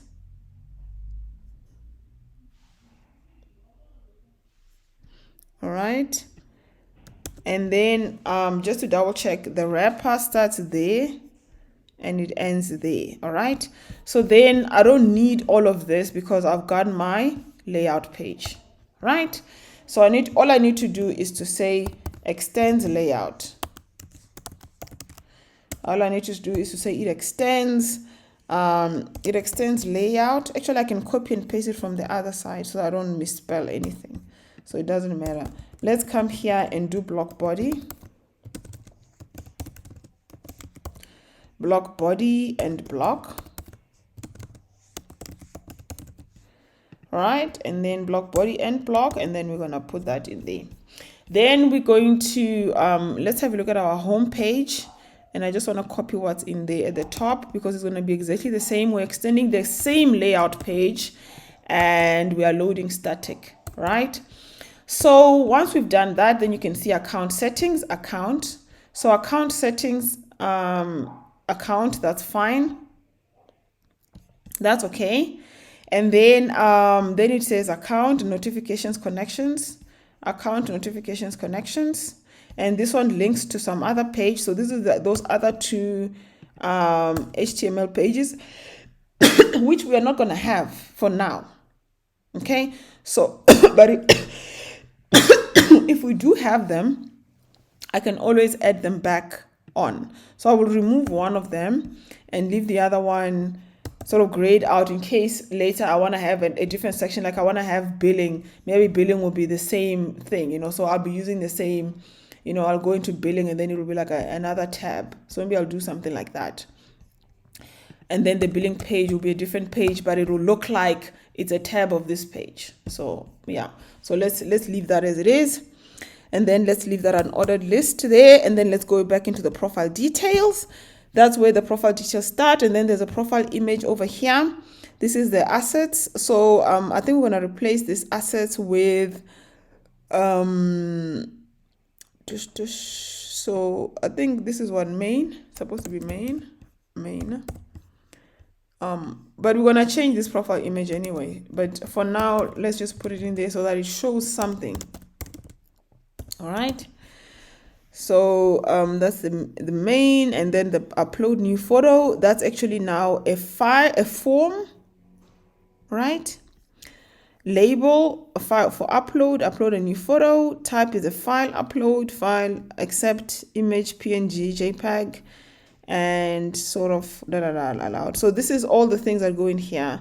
I don't know what that reset button does. This button outlined, reset. What does this button do? Let me see if I reset that. Let me try and like upload a photo. Bertha. Reset. That's what that button does. So this is an interesting form. I think there must be some JavaScript that's running in the background, which we probably won't use in Django anyway. So so this reset button, I'm going to rename it. I'm going to just call it upload.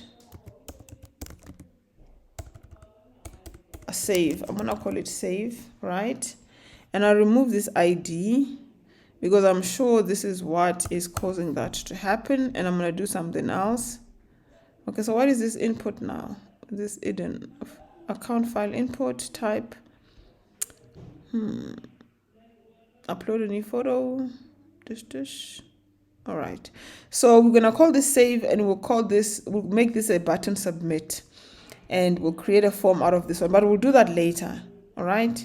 And then you go to upload a new photo and click this button. So you go to upload there and save it, you know, so that's what it will do. In fact, I can like, yeah, that's okay. So that you can just like change your profile picture right there. And then after that, you're going to have the form. So you're going to go down. There's going to be like a router and HR. That's the one there. So let's make some space so I can see where it is. Sorry. So I can see where it is. And then there's the card body. And then inside the card body, there's a form. And this form is definitely not what we're going to use going forward. But you can see it's like a proper form. So I just want to save changes, cancel. So underneath where it says save changes.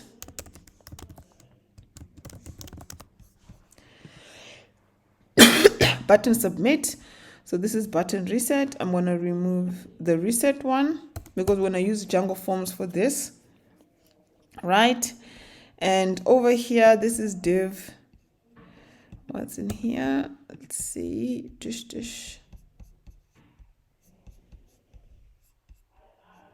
This is a row, and then inside of the row is all the different columns. All right, so this whole row. So let me just double check first. I'm going to write down all the things we're going to need, because we're not going to use, like, our profile form is going to look slightly different, right? So we have the first name, the last name. That I think is important. The email address, we don't really want anybody to change their email address, because with Django, remember, we've connected their profile username with their email address. So we don't really want a person to then come back and change. Once you've set your email address, that's the email address set for that profile. It's never going to change. If you want to change the email address, you're going to have to create a new profile. So we're going to have the first name. I'm just writing all of these things down so I can remember what we need. We have the last name, and all of these are available inside of the user class. So we're going to use the user class for that. Email and organization, I don't think we need. Phone number and address, we probably need address. So I'm going to say address, line 1, line 2. I'm going to say city. I'm going to say province. And then I'm going to say something like, country, and a postal code. All right. I don't think we need a time zone and a currency for now. So those are the things I'm going to do. So this form as it is right now, I'm actually going to delete this form, but I just want to have a look at the classes. You know, it looks like it doesn't have any special classes. It's basically just form control and margin bottom 3, and it's everything inside of a column 6. So I think I should be able to like replicate this inside of Django forms. Okay. So we're going to find where this row ends at the bottom here. Right, this is where the row ends. Then we're going to delete everything inside of the row. Okay, for now. Okay, we're going to delete everything inside of the row. And then at the bottom here, we have delete account, confirm my deactivation, I'm going to leave that one on. It's fine. I'm going to leave that one on. It's not a problem. We're going to activate it later and build it later, but we will leave it on so that we can be able to do that at a later stage. Okay, so I can even remove this row. Even this row I'm going to remove. And this form ID also I will remove. A method is equals to post. All right. Let me see. I'm missing something here. What should be there in a form? Action and method. Okay. So action, method is post. We can use a small post. Action with Django, actually you can just like do that. It will still work. All right. And then obviously as usual, we need some stuff. This is the button. All right. And then we're going to put the form there in our CSRF token over there. But this time we're going to use the Django forms. Okay. So we need information. We need a profile name, last name, address, and the postal code. So the address, obviously, so we can invoice the people, and we need their names, obviously, so they can just have some sort of, and then we need a profile image. Okay. So I'm going to put another location, sort of like field for a profile image. Okay, so that means that there are things that are not going to be in the profile class, because we can get the first name and the last name from the Django default profile class, but to add addresses and profile images, we need a different like a profile what we call it, like a profile model. Okay, so we're going to create a new model here that we're going to call I don't know, user profile or whatever. We're going to call it whatever we want to call it, and then we're going to be able to have all of these other items in there, the address and so forth, and then we're going to have that model extend the user model, so that it's going to be like a one-to-one relationship, so that when you have a user, you can have a profile that's connected to the user, and every user has just one profile, and every profile has just one user, so you can go back and forth between the user and the profile. So I think that's how we're going to do it for now. So to get that done, let's go back to our dashboard app and go into the models. and then we're going to build a model in here. Okay, so to build this model, I'm going to go back to my Skolo Online because I refer to this all the time. Not the medium one, the medium Skolo dot. All right, the documentation. So I refer to this all the time. With the models, I like to remember what I need to do in here. So I definitely need Slugify. All right, I need Slugify. So I'm going to put in there because I always use a Slug field in there somewhere. We need the user class. We always need the user class. We need time zone. We always need the time zone because my application is time zone aware. So if you double check your settings, .py, this is something very, very important. And I should probably mention this right at the beginning because you need to know this before you start building your app, because it's a nightmare if you build it the wrong way and then later on you want to go back and change everything to be time zone away. So what you need to do is that inside of your settings.py file, okay, so I can't open it here. Let me try and find it in the time zone stuff. All right. Inside of your settings.py file, there is a, okay, I can't find it in here. All right, but I don't want to open my settings.py file because I don't want to reveal some of my passwords. But there is a, a variable in there that it says uses time zone. It says use time zone. The default is always true. So if you didn't change it, you'll be fine. So don't change that to false. Just leave it as it is because it will mean that your app will use the time zone functionality. It will be time zone away. So every time you save a date time inside of the database, you need to specify the time zone for that date time. Okay, so if you build it inside of the views, you must specify the time zone. If you do it in the model, you must use this time zone to specify it so that the times that are saved in the database are time zone away. So if I'm in South Africa and I put in a 2:30 in the afternoon and somebody else is in the US and 2:30 in the US is not the same as 2:30 here. So if you put 2:30 in the database and the database thinks 2:30 is 2:30 and then it needs to send a notification at 2:30, it's going to send at the wrong time if you're not time zone away. But if you're time zone away, it'll remember. So when you activate time zone awareness, what it does is that when you save a time, when you create a variable that's a date time, when it saves it in the database, it actually converts that data time to the UTC date time zone, so that all the times in the database are saved in UTC time. Then the next time you pull that information out, it converts it back to your time zone based on where you are at the time that you're pulling that information out. So when you get that time, when I get the time and someone else requests the same time from the US, the same data, they will get a different response because their time zone is different from my time zone. But in the database, it's saved as UTC, but when it gets called out, it gets converted to the user's request time zone at the time when you call it out. I know it's a lot to take in right now, but just in summary, remember not to change the settings because the default is the true, and just leave it like that. And then just remember that every time you specify a time, you must give it a time zone when you do it. So we will I'll show you some examples in here as well. So let's go back to our models, see some more imports. Settings, we don't need this for now. Reverse, we always use reverse. So let's get that. And we definitely always use OS. OS is like sort of used all the time. So I'm gonna make some space and import that. And I think that's what we need. Oh, UID, I definitely need UID. But before I can use UID, I must install it. Okay.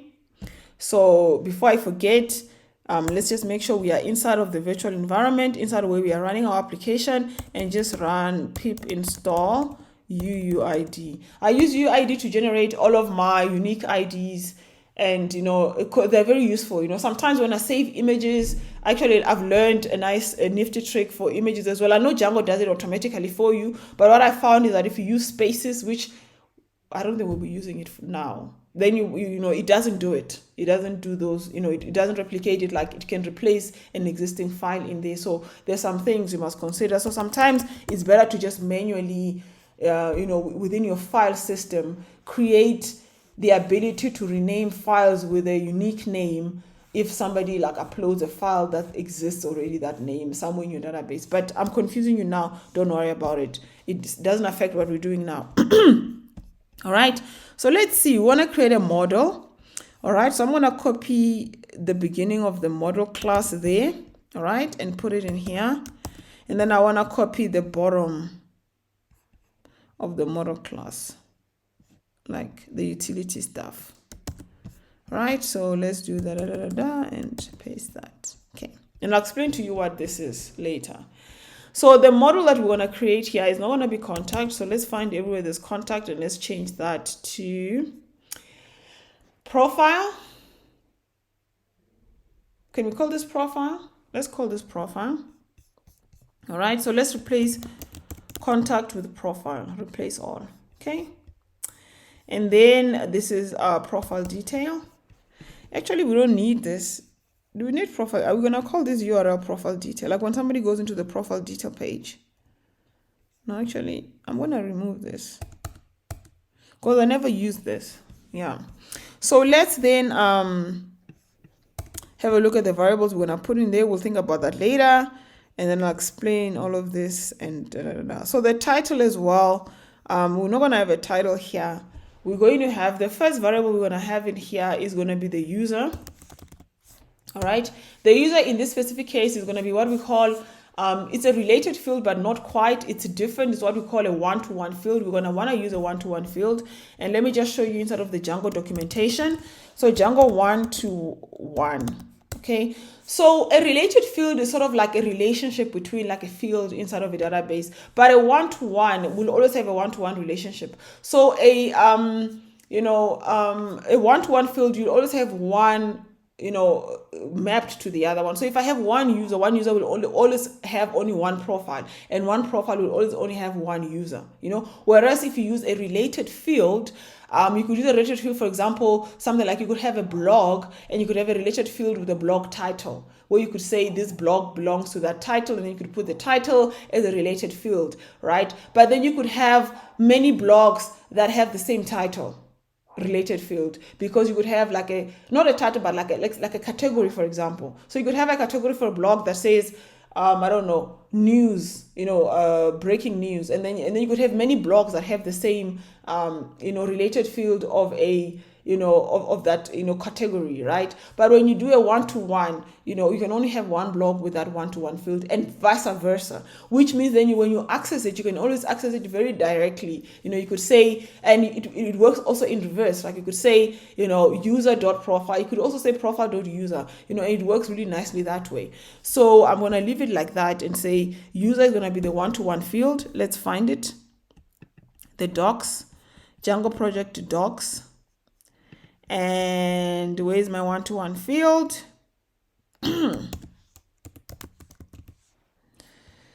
All right, there it is. So it is models.one-to-one field. So I'm going to copy that and put that in here. Is equals to models.one-to-one field, and you want to use a one-to-one field of a user, which is that one over there, this user. All right, and then there's a couple of things to add. Obviously on delete. All right. What should happen on delete? You should cascade. This means that if for some reason you delete the profile, if you delete the user, the profile will also be deleted. That's what it means. Yes. So that's enough for a one-to-one field. So let's add the other ones. Like the first name and the last name are included inside of the profile class. Inside of the user class. I'm not going to add them here again. I'm going to start already with just the address. Okay, so I'm going to say address line 1, address line 2. I'm going to enter the city where the person lives. I'm going to enter the province. I'm going to enter the country. I'm going to enter the postal code. And finally, the profile image. Okay. Profile image. Okay. All of these are going to be for me, character, fields. All right. just for simplicity. Technically, when it comes to country, you might want to have a drop down and have a list of all the countries, and people must pick from one country. But for me, this is not important. Like, it's not a train smash.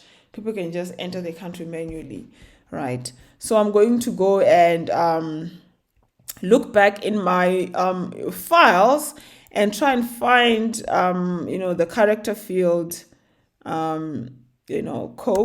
So I'm gonna copy that and paste that in there. I'm giving it 200 characters. I don't expect somebody to have an address with more than 200 characters. You don't want to limit this too much, because then you get a lot of errors. But you also don't want to make it too large so that people then can store other things in your database for the wrong, and then use up more space or whatever, or even send malicious stuff in there that obviously is clearly not an address, because it's more than 200 characters. So there's reasons why you want to limit this. Okay, that's why it's a required field. If you don't do it, Django will prompt you, and it'll have an error. It will error out for you to specify it.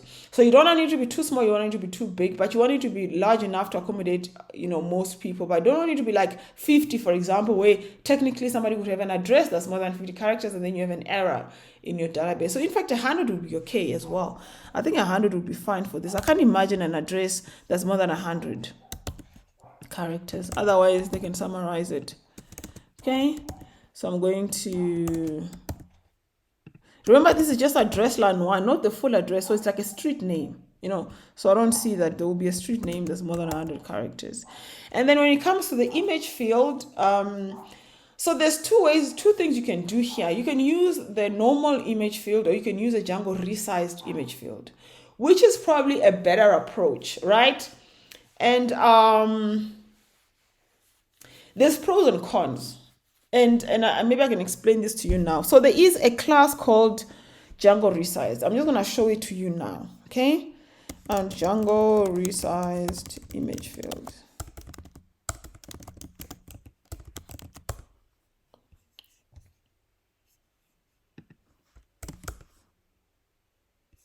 There it is.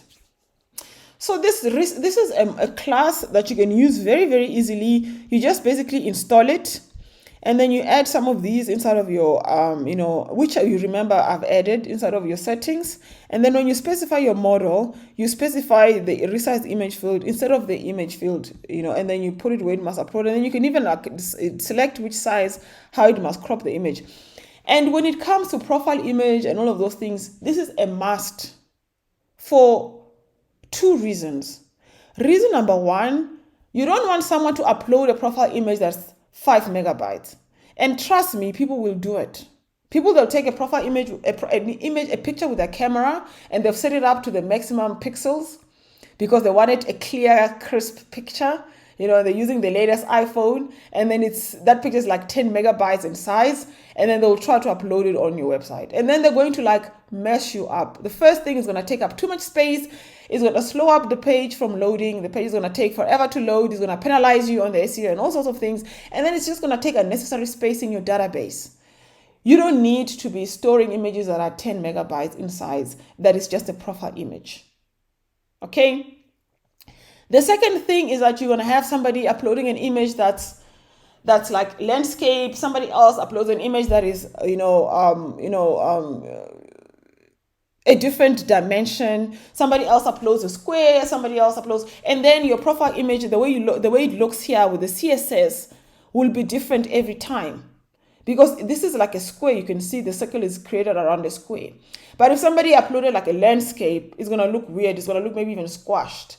Somebody uploaded another one, the vertical one, is gonna look different. It's gonna look different there. So you want specifically a set dimension, so that everything looks the same for everybody. So irrespective of what somebody uploaded, you want to resize it into the correct dimensions. That's the first thing. The second thing, you want to reduce the size, because you don't want to upload a 500 megabyte, a 5 megabyte, 10 megabyte image for a profile picture, right? So this is why I use Django Resize, and that is the easiest approach, the easiest way to do it. But Django Resize has some challenges, right? And I know I'm going high grade now. I'm talking like now, like on the higher level, if you're like a professional web developer, this is something you want to think about. If you are like going to deploy this website and you're really going to use this website for real, and it's not just like a training project. If it was just a training project, I would just use Django resized. But what I've learned over time from experience is when you want to deploy a professional website, you are going to want to host your static components, including images, including things that people upload on a secure, controlled environments like, S3, buckets, that Amazon provides, AWS provides, DigitalOcean also provides, because they are able to serve those static images for you in a CDN format, which means they will load faster, but they are also secure. Because one other thing that you don't notice is that when you load your images, when somebody uploads their images, or if you're going to be uploading information into your application, those information go into like your upload folder or your media folder, whatever you decided to call it. So let's call it a media folder for Django. And that media folder, you have to serve it over HTTPS for it to be available to the application. And you have to serve it separately using something like Nginx. And we'll show you how to do that later on. The problem is the way you serve it via Nginx. There isn't a way for Nginx to control access, for the access to be only via the application.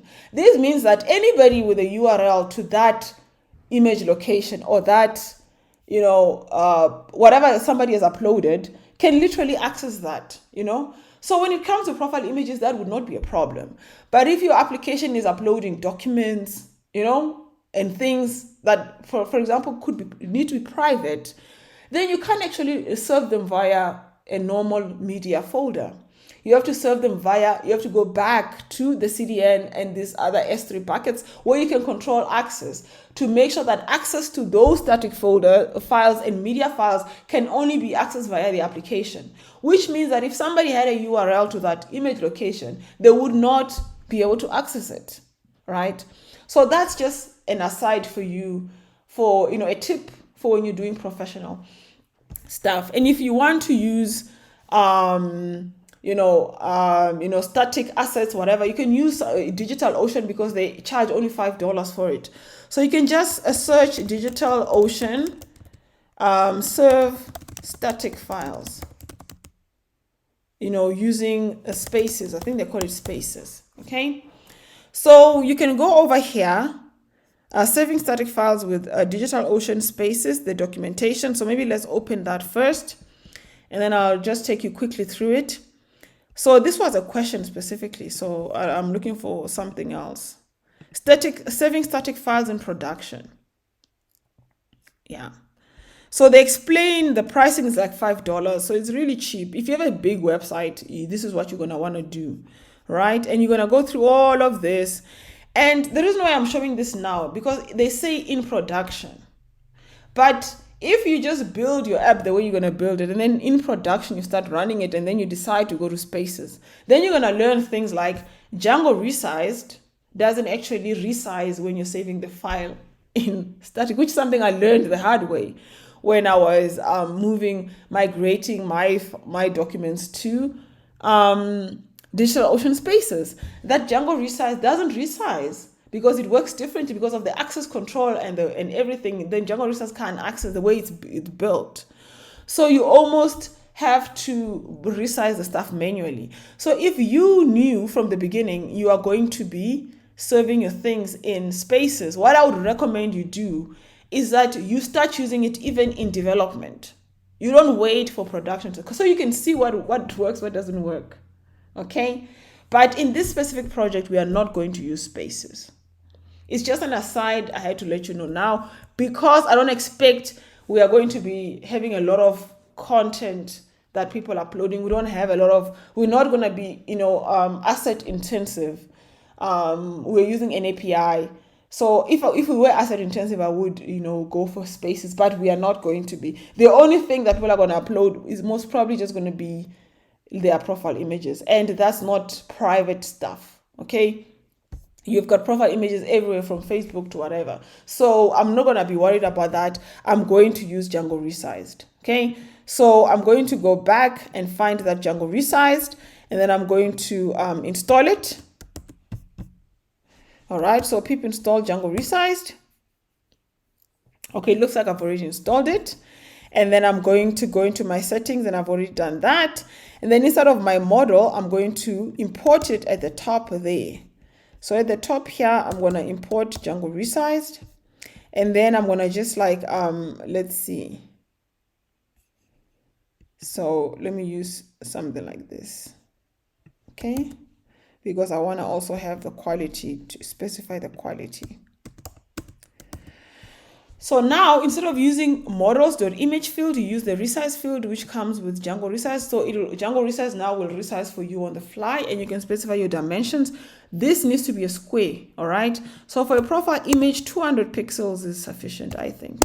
You could even make it 100. And then the quality, I'm gonna make it 90, all right? I'm gonna make it 90, and then we're gonna upload this to profile images.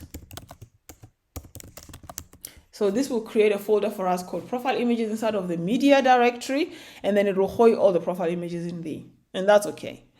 All right, and then it will resize it as it uploads. So every time, irrespective of how the person, whether they had a 10 megabyte image or they had some landscape image, it will resize it always to a square of 200 times 200 pixels, which means it will also cut it down. It will like resize it. It will make it small. So if this was, you know, I don't know, 1,000 pixels, it would bring it down to 200, and that's what we want. So I'm gonna leave the unique ID. All right, I'm gonna leave the slug. Okay, the date created. This is where we're gonna be working with time zone and the date and the last updated. All right. So then what we're gonna do then there, we're gonna say what must it return for the dana string? It must return, I think I'd want it to return, so let's remove this. I think I'd want it to return the user's names and email address. I think that's important. So I'm going to say return self.user.firstname. All right. So let me do it like this. What we had there before. So that and a space and another one and a space and the email address. Okay. And then we can then take that out and do format, put the first name, and then it must return self.user.lastname. And then it must return the self.user.email. .email. All right. So then what else do we want there? So we're overriding the save function again. When we overriding the save, we check for the date created. If it's not created, we use the time zone now to specify the date created. All right. So this is where we're going to be using the time zone. So this will save it with a local with the time zone away time zone, and then we check if the unique ID is there. If it's not there, which is this unique ID here. If the unique ID is not there, we create one. We use this UID4 to create a unique ID, and then we also create the slug. Okay. So when we're overriding the save function, we will automatically create the unique ID. We will automatically create the date created and the slug, right? And also the last updated. So these functions are called the utility variables. When you are working with this model now, when you create a form or whatever, you're not going to have to specify them. Or, you know, they're going to be, the utility fields, they help me a lot to then use the unique ID in some cases, use the slug in some cases, depending on the specific time. With my experience, I've learned like they have their uses. And then obviously I always want to know the date created and always the date, the last time I updated something. So the slug, we want to slugify actually the string. So I'm gonna copy this and remove what was in there because we want to slugify that, and the same as in here. Okay, so this self.slug will always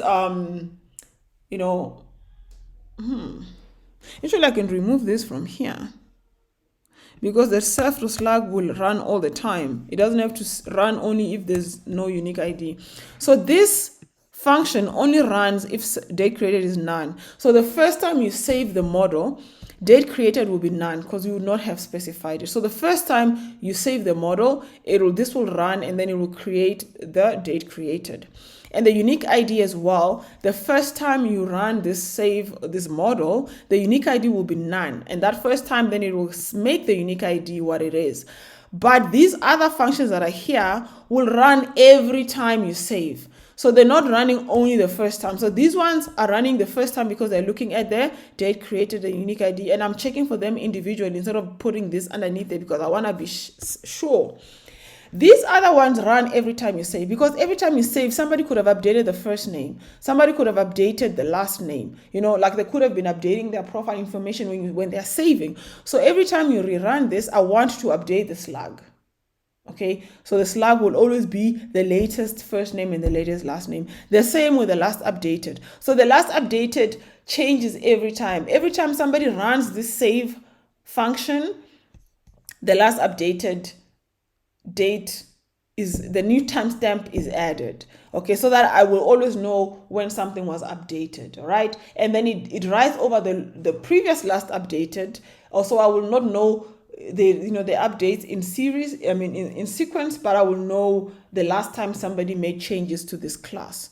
All right, and then you have the default profile there. And I think that's pretty much it. Hey, I know this is quite a lot to take in, and and I've tried to explain it like in quite a lot of detail, but that's what you gotta do to build the profile class. And once you build the profile class, you just need to make sure that it's included inside of your admin, into your admin. So what you need to do is that inside of your admin file, you're gonna paste admin.site, which this admin, you put it there, and you're gonna register that class. Okay, and also you would need to import it. So let me just double check. Just the way you imported the views, I just wanted that. We're gonna need to import, instead of the admin in there, we're gonna have to import the models. Okay, so then we'll have all the models in here. So from this directory, import the models, and then we enter. No, actually it needs to be from this .models. Import everything in there, and then it will import this profile. We will double check. I think I've misspelled the profile, so let's just have a look at my models. Let me just rather copy it from here so I do not miss a spell it inside of the admin file, because I'm going to have problems if I do. So then we need to make sure we register it so that you can be able to see it inside of your admin file. You can do some more fancy things in here, how it's going to be displayed in the admin file, but for me, this is sufficient. So I'm going to leave it there. And then now that we've got our profile model, we need a profile form, because we need a form to go with the model. Okay, so we're going to go back to our, my reference notes. Then I'm going to go back into forms, and I'm going to try and get all of these right. Okay. So for the forms, I'm going to work with a file called forms.py, but it looks like I don't have it in here. So I'm going to create it. Okay, so there's a file that I need that is called forms.py. And inside of this file, we need to definitely import the models. Okay, we need to import the models. We need to import forms. All right, so we need to import the models, and we need to import forms. Okay, what else do we need to import? I'm not going to use TinyMCE this time, and I might not use the user model. Okay, so if you have a date time, you can do that. I'm not going to be doing any date. So this is what we need in there. Okay, and then this is if you have the crispy forms stuff. Yeah, I think we're gonna probably do a layout. So let's copy that as well. Did we import crispy forms? I think we did. Let me just double check. Did we import Django Crispy Forms? Yeah, I think we did. We did it at the beginning when we imported all the other stuff. So it should be imported. If it's not, just double check it. But it will let you know when you try to run this that it can't find the module if it was not imported. Okay. So I'm going to use this to build my layout. All right. So let's see. Let's do the form. All right. So this form is going to look like that. So what are we going to call this form? We're going to call it a profile form. And this profile form, we're not going to be changing the profile image. We're just going to be changing like the address and all of that stuff, and the user and the first name, and and all of that. So for the profile form, we're going to be looking at, let's see, let's look at our profile information. Just let me close this. Inside of the models. All right, so we definitely won't be updating the image there because we'll be doing the image in its own form. So we'll be doing only this. So if we paste that in here, all right, so we'll be doing the address line 1, okay, is equals to something. Address line 2 is equals to something. We'll be entering that. City is equals to something. We'll be entering that. The province is equals to something. The country and the postal code, right? So let's do all of that. And then, so I can then delete this. So the address line 1, let's see. Inside of our forms, if we have the character fields, let's say that's a Boolean, that's the image field, that's a file field.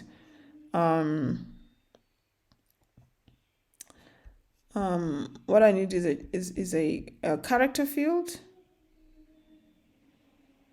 That's the email address, that's a phone number, a text area. This is just a normal character field. This is the one I want. Okay, so forms.normal character field is equals to that. We just move this in here. All right, so address line 1, what is the label going to be? The label is going to be address line 1. Is this required? Definitely. This is always going to be required. All right. And then the widget that we're going to be using there is a text input widget with a form control. Okay. Input, the placeholder in there can be enter address line 1. And then we're going to remove the max length and all of those other things. And we're going to definitely remove the comma as well there, which we don't need. And I think that's enough for address line 1. And then we're just going to copy the same and put it in here for address line 2. All right, so that's 2. And then for the city, we're going to do the same thing. And here it's the city instead. So what you can do for address line 2 is that required, you can set it to false. Okay, so that's not required. And then, so somebody doesn't have to put in the second address, but they must put in their city. And the placeholder for here, it will be enter the city. All right, so let me then copy the city instead. The province is also going to be a text input for now. Character field, so we're going to say province here. This is your province, and then enter the province. All right, enter the province, and that's required true. Country, we're going to do the same thing. Country, and then we're going to say enter the country. Okay. Right, and then finally the postal code. We're going to do the same thing, the postal code, and then we're going to say enter postal code. Okay. Right. But remember, our initial form had a first name and a last name. And a first name and a last name, actually, they don't go into this. They don't go into this form. So because they're not inside of the class. So we're going to have to find another way to have to input the first and the last name in this specific case. Or we could just have, the first name and the last name in this model as well, but that would make no sense. No, let's not do it. Let's not do it. In fact, what we can do here is that we can say,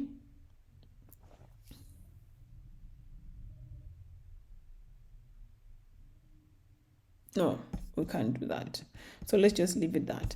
So once we've done that, then we need the meta. the meta part, which what we're gonna do it like this. We're gonna say class meta is equals to the model that we're using here is a profile model, okay? And then within this profile model, we need to get all of these elements. The address line 1. We're gonna need to get that from the profile model.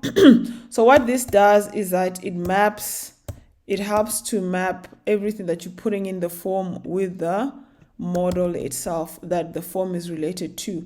So that when you save the form, when you save this form, when you save form save, it will save it as a profile input or a profile row, as a row inside of that profile class or table, whatever you want to call it. So this just maps your form to the model. So let's do city as well. City. Let's do province.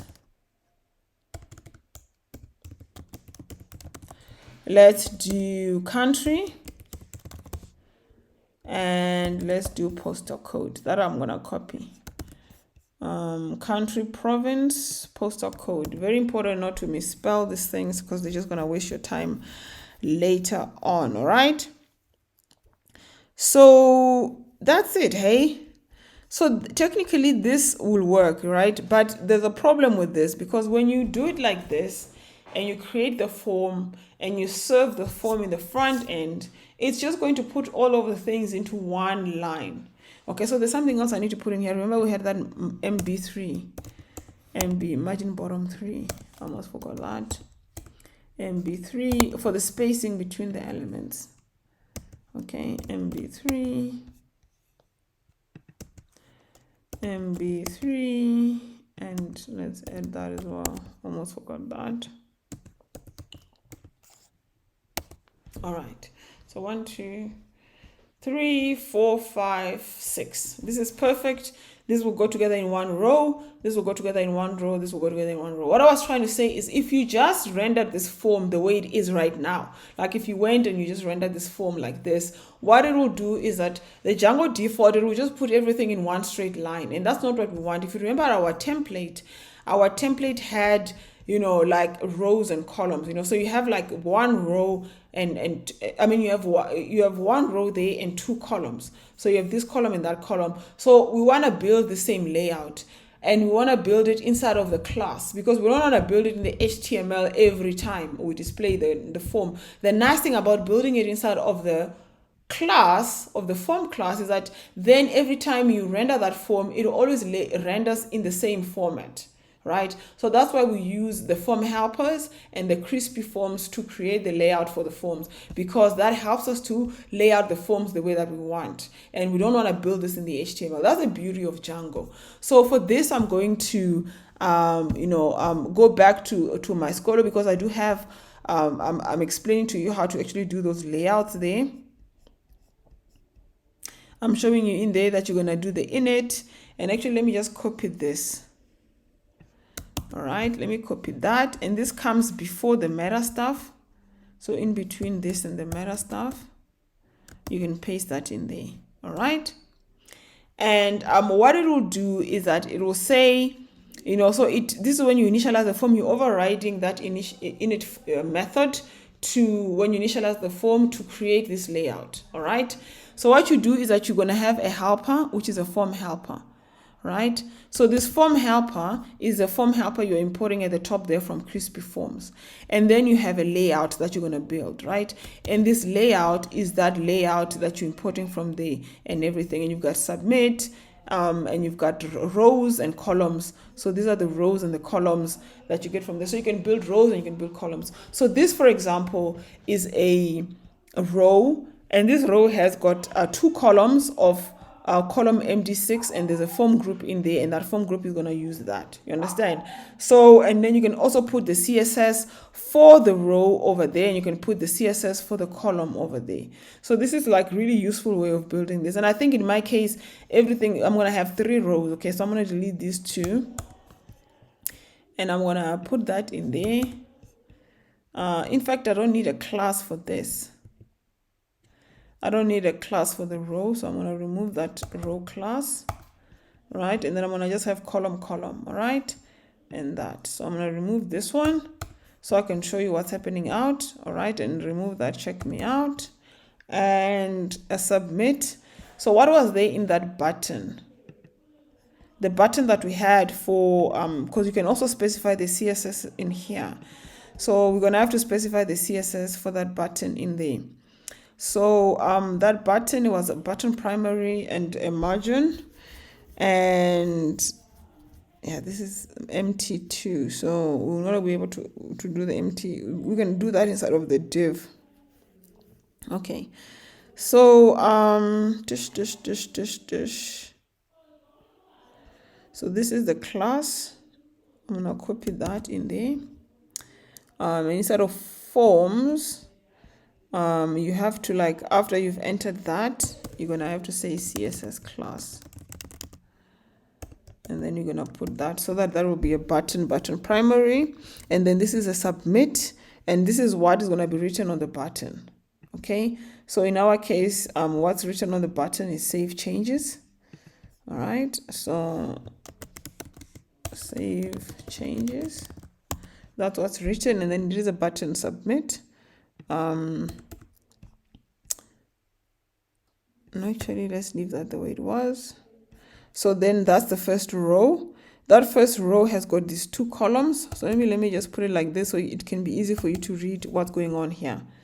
All right, so this layout starts there and ends here, and then it has a row with two columns, and then it has a submit, but we need 3 rows with 2 columns each.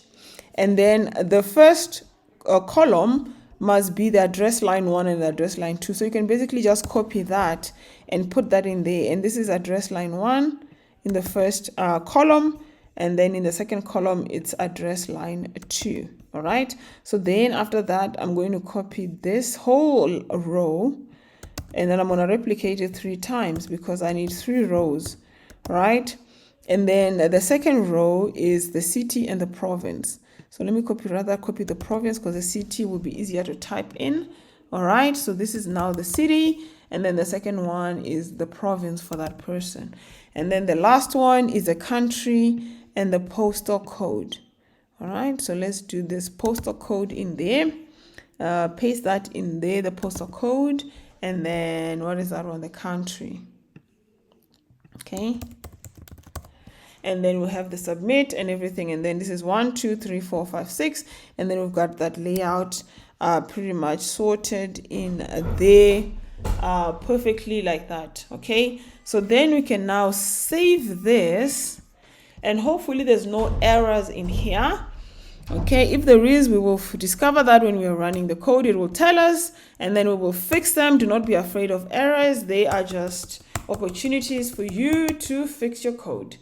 Then after that, so I'm gonna save this, and now we're gonna need to import this form inside of the views, because we're gonna use this form inside of the views. All right, so if we go back now to our view function, we're gonna say we're gonna have more imports. Okay, local imports, and then we're gonna say from .forms import everything. We're gonna have from .models import everything.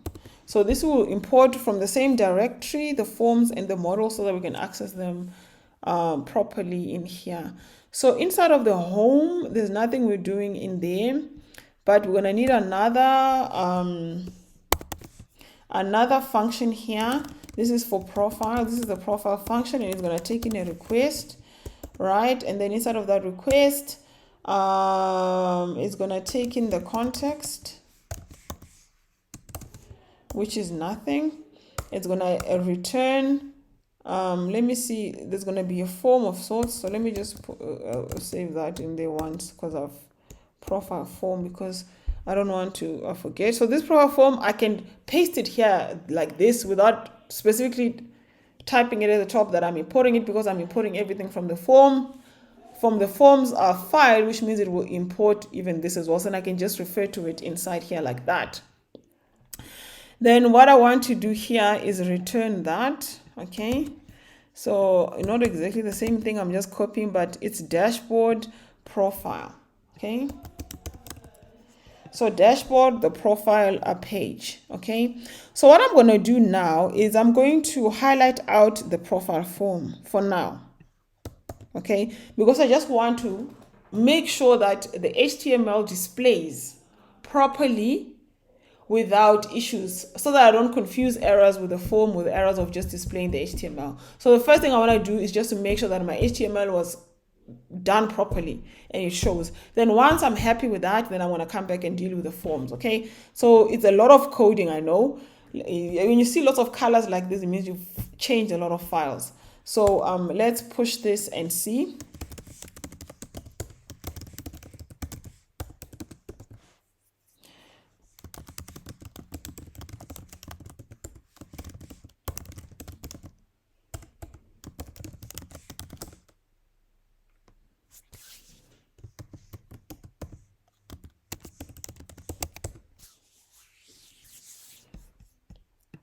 Coolio. Then what we're going to do here is that we're going to run our server, and no errors, which means no major glaring errors. And let's see, where's our URLs? Oh no, we didn't create a URL for the profile page, so we won't be able to see it anyway. So what we need actually is to create a URL for this. Okay. So we're gonna go over here and home.profile, right? Which we're gonna call this profile as well. And we're gonna call it profile over there. And we probably wanna put it inside of the layout file as well. So inside of this dashboard layout page, I know there was that part underneath the profile image there where you were putting in your, when you next to the logout there, next to my profile. So here you wanna put the URL for profile there.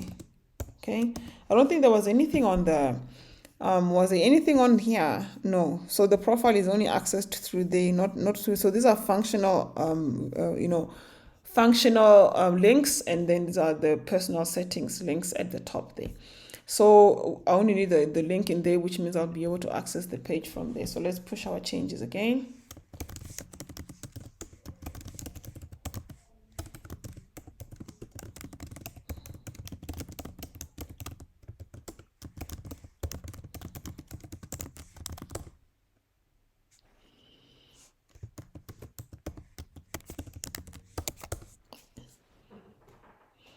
Okay, so let's make some space in there and let's restart this again. Let's clear it so that you can see what I'm typing. And let's run that, and then let's have a look. Let's have a look at our page. All right, so this is now still the home page, but if you go over there and you hover under profile, you should see it should navigate you to the profile page. And this is the profile page, nicely done. It's not really doing anything, but at least you can see the layouting, all of that works fine, but the layouting part. Upload new photo, save. So there's no form. I need to check that the upload button works. Okay, the upload button doesn't work anymore. I probably have to change this because I've removed the ID and all sorts of things. So I'm gonna probably need to reconfigure this the Django way. And then this save changes is that button underneath that form. So the form is gonna go in here. So I'm actually going to remove even this button here because we have that button again inside of the layout builder.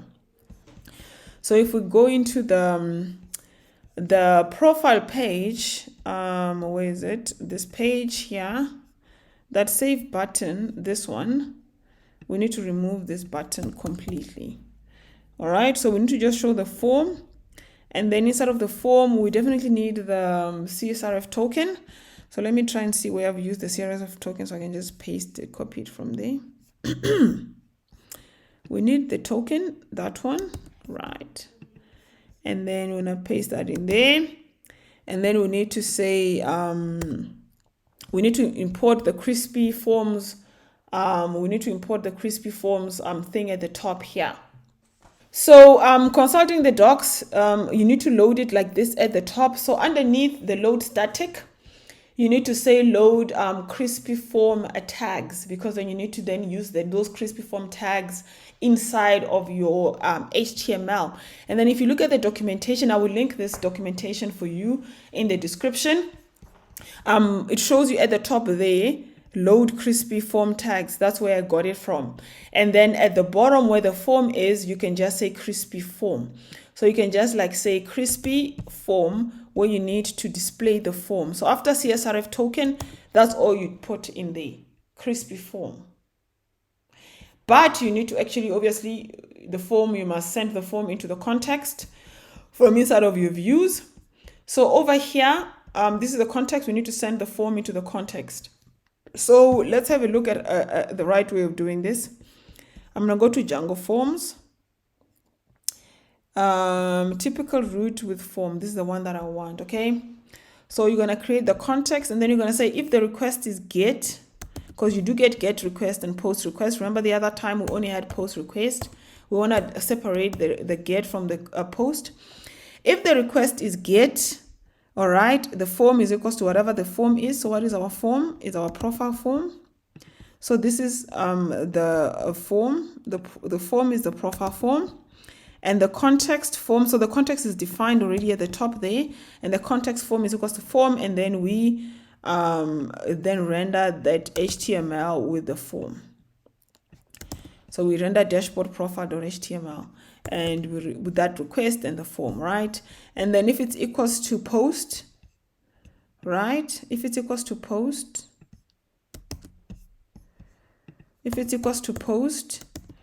for now, else,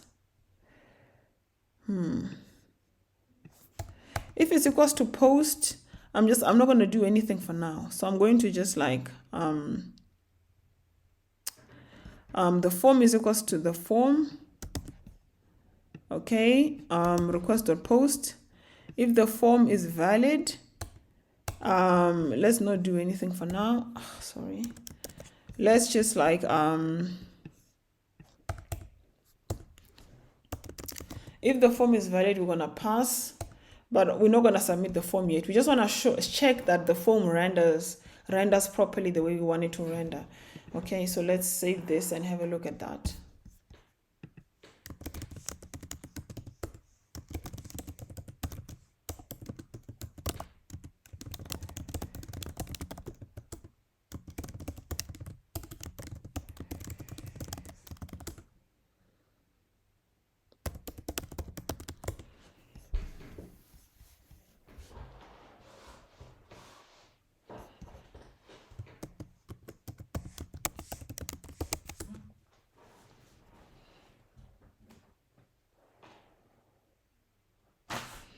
Then we're gonna go up in here and it looks like it restarted. Perfect. So let's go in here and then refresh this page.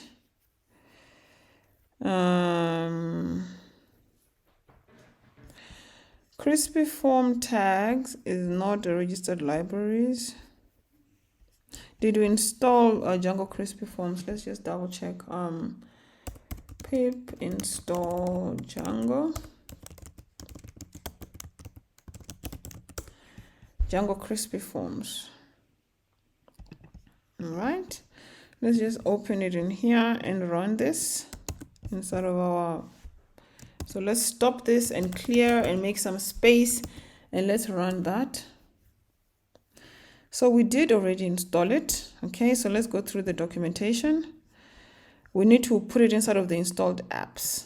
Of course, that's what we're missing. So inside of our settings, just where's our Garabo inside of our settings. Inside of the installed apps, we need to include. So actually, I'm gonna like make some spacing here and say these are like installed apps. So not installed apps, but let me say third-party apps. Let me do it like that. Third-party apps, and then put it in there, and then separate that from created apps. You can call it anything you want, so I can see where everything is. These are the default that came with Django when we created the first time. Every time we install a third-party app that we need to refer to, we do it in there. And then the ones we are creating, we have landing, authorization, and dashboard is our own apps. So that should fix that problem. Let's see. Oh, let me just double check the whole documentation. Okay, that's fine. It looks like that's all we had to do, okay?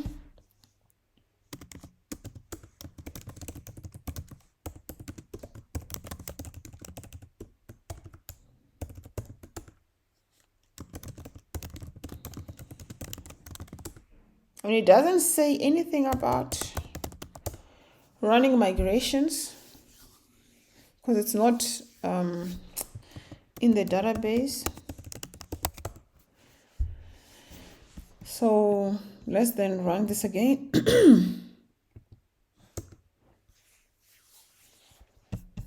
And we're just going to refresh the same page that errored out the first time. Where is it? Right. This time we have our form. And you can see it. It looks almost exactly the same as the form that was here before. You know, but this is now a form built inside of Django. And it's built inside of the Django templating and form system with crispy forms to create the layout that we want. And the nice thing about it as well is that it shows that, you know, extra, that sort of like star next to a required field, so that person that's filling this in will know that that's required. So address line 1 is required, but I think I remember address line 2 not being required. So what's up with that form there?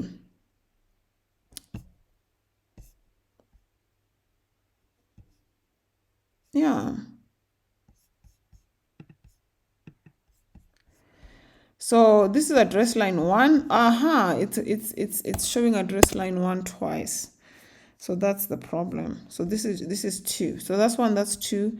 Then that's city, that's province, that's country, that's postal code. All of that are required, and these ones are not required, okay? So then what we can do now is that we can then, you know, save this form.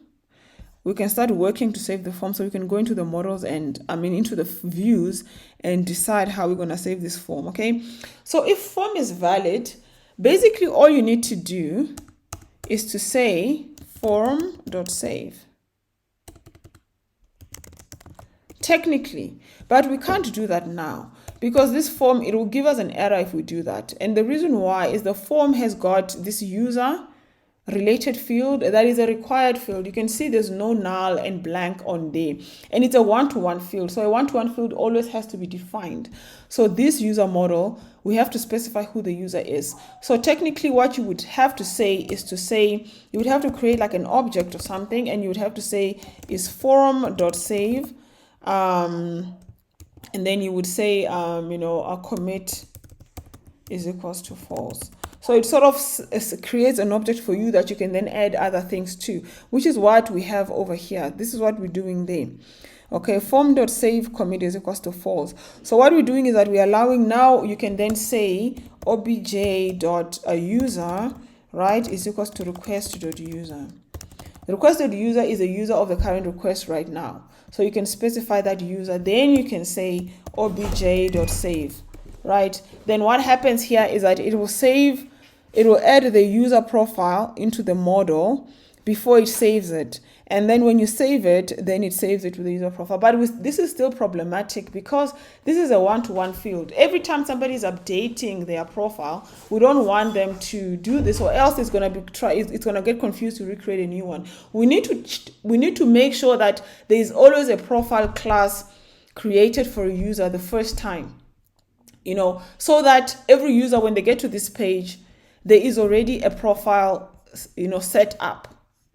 Because you can't, because it's a one-to-one field, it's not like any other model. You can't just, save and recreate it from blank every time, because you need to always have it connected to the user profile and call the existing, profile. I don't know if that makes sense, but the right way to do it is not like this at all. So we wouldn't do this. What we would do is that at this stage, we should be able to call the profile. We should be able to say the current profile of this user is equals to the user.profile. Because the user is a one-to-one field with the profile, we should be able to call it that way. And then this current profile would need to be the instance that goes into the form. So when you create the form, you would need to have an instance, and that instance would need to be that. And even over here, request.post would also need an instance. I have to remember which one goes first, the request.post or the instance. I always get it wrong and then it gives me an error every single time. All right, and then I think request.post goes first and then instance comes next. And then you can specify that instance in here. But that means that we need to almost always have an instance of a profile, that is available. So the first time you come here, you could say profile is equals to user.profile, and you could check if that profile, if the user has an attribute of profile. So let's say the user is equals to request.user. What you could do is that you could run a test of saying if you could use has attribute, right? I might just get the spelling right. Has ATTR, all right? ATTR, has attribute is a function you can use to check if something has an attribute, which means if the user has a profile. So you could say it could take in the user, which is that user there, and then you could check for the attribute of profile. This is because and if it doesn't have, if the user doesn't have a profile, then it will return false. If it does, it will return true. So you could use this to check if it has that attribute. And if it has attribute and it's true, maybe you would say pass, and if it's false, then you could say if it's false, you could say else. Sorry, false would be else, so it wouldn't have that attribute. Then you could create the profile. You could then say profile is equals to a new profile, right? So you could create a new profile, and you import it from the top there.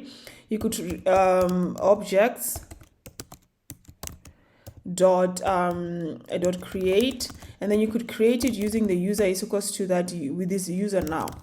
So what this would do is that it will create a new profile for you. So you start with the user, and you could check that user has an attribute of profile. If they do, you pass. If they don't, you create it, and then you can then use it here as an instance. You understand? But I don't want to do this either, because this is also not the best practice.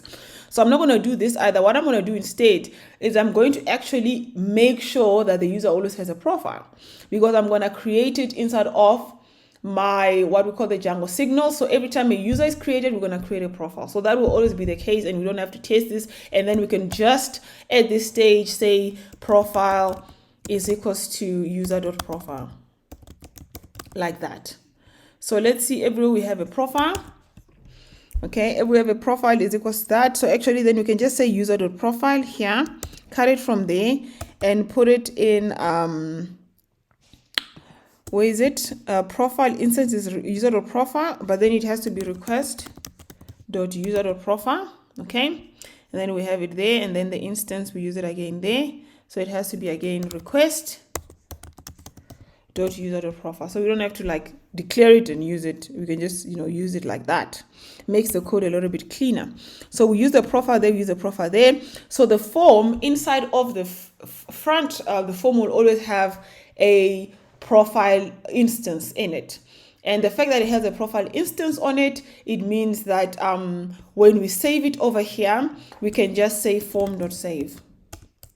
We don't have to then say user form user check the default check, don't save, commit is false and then add the whatever. So we only save it here, and then because it will always be the same form, and then that has the profile, and then we can redirect at this stage. Okay, so we need to return a redirect back to the profile page. Obviously, at this stage, the person probably wants to come back to the profile page. Anyway, so this then makes this code much cleaner, and I think this is a better way of doing it, right?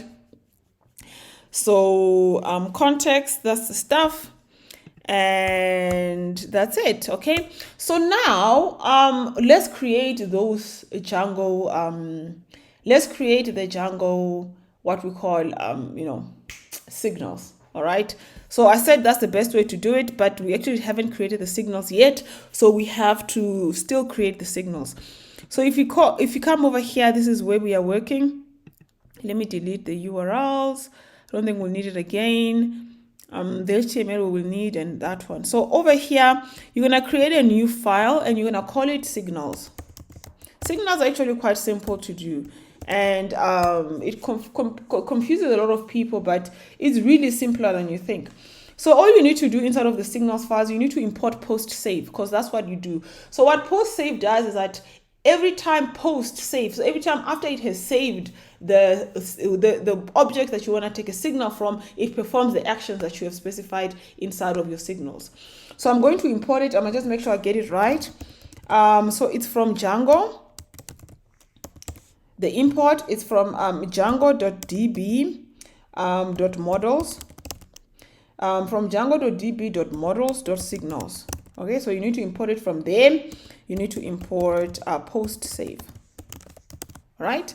So from Django.db.models.signals, you import post save. Then you definitely want to import your models here as well, both the models that you're going to be working with, the user model, and in this specific case, the profile model. So the profile model is going to be imported from here. So I can actually just copy what's in here.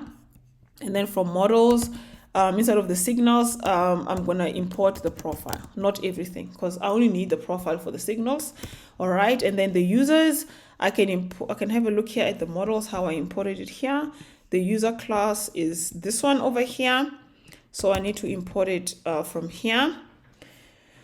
All right. So import the user, then import the profile. So I need both these models to be able to work with the thing. And then all you need to do is to create the functions that are going to be doing the work, the hard lifting. Okay, so the first function we're going to create is the function that actually creates the profile. So I'm going to call it create profile, right? So this function is going to be used to create a new profile every time somebody saves a user instance. Okay, so every time somebody creates a new user, not saves, every time somebody creates a new user, it will create a new profile. That's why it's called create. And then it takes in a couple of things. It takes in the sender. All right, it takes in the instance. This is the instance of the user. It takes in created.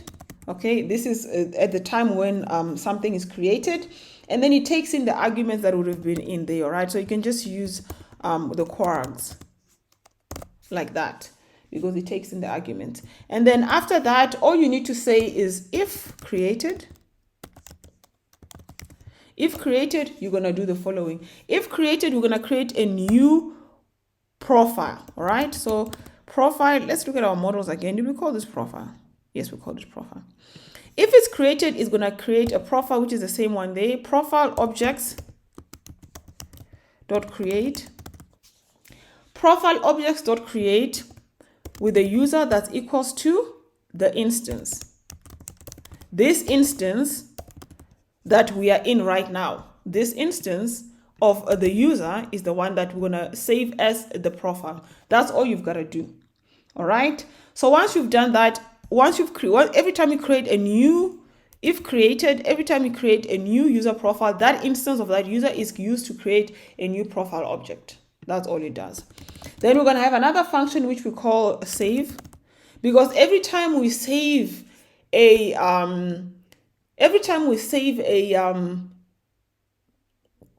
user, we also want to save the profile, because somebody could be updating their user and they could update their username.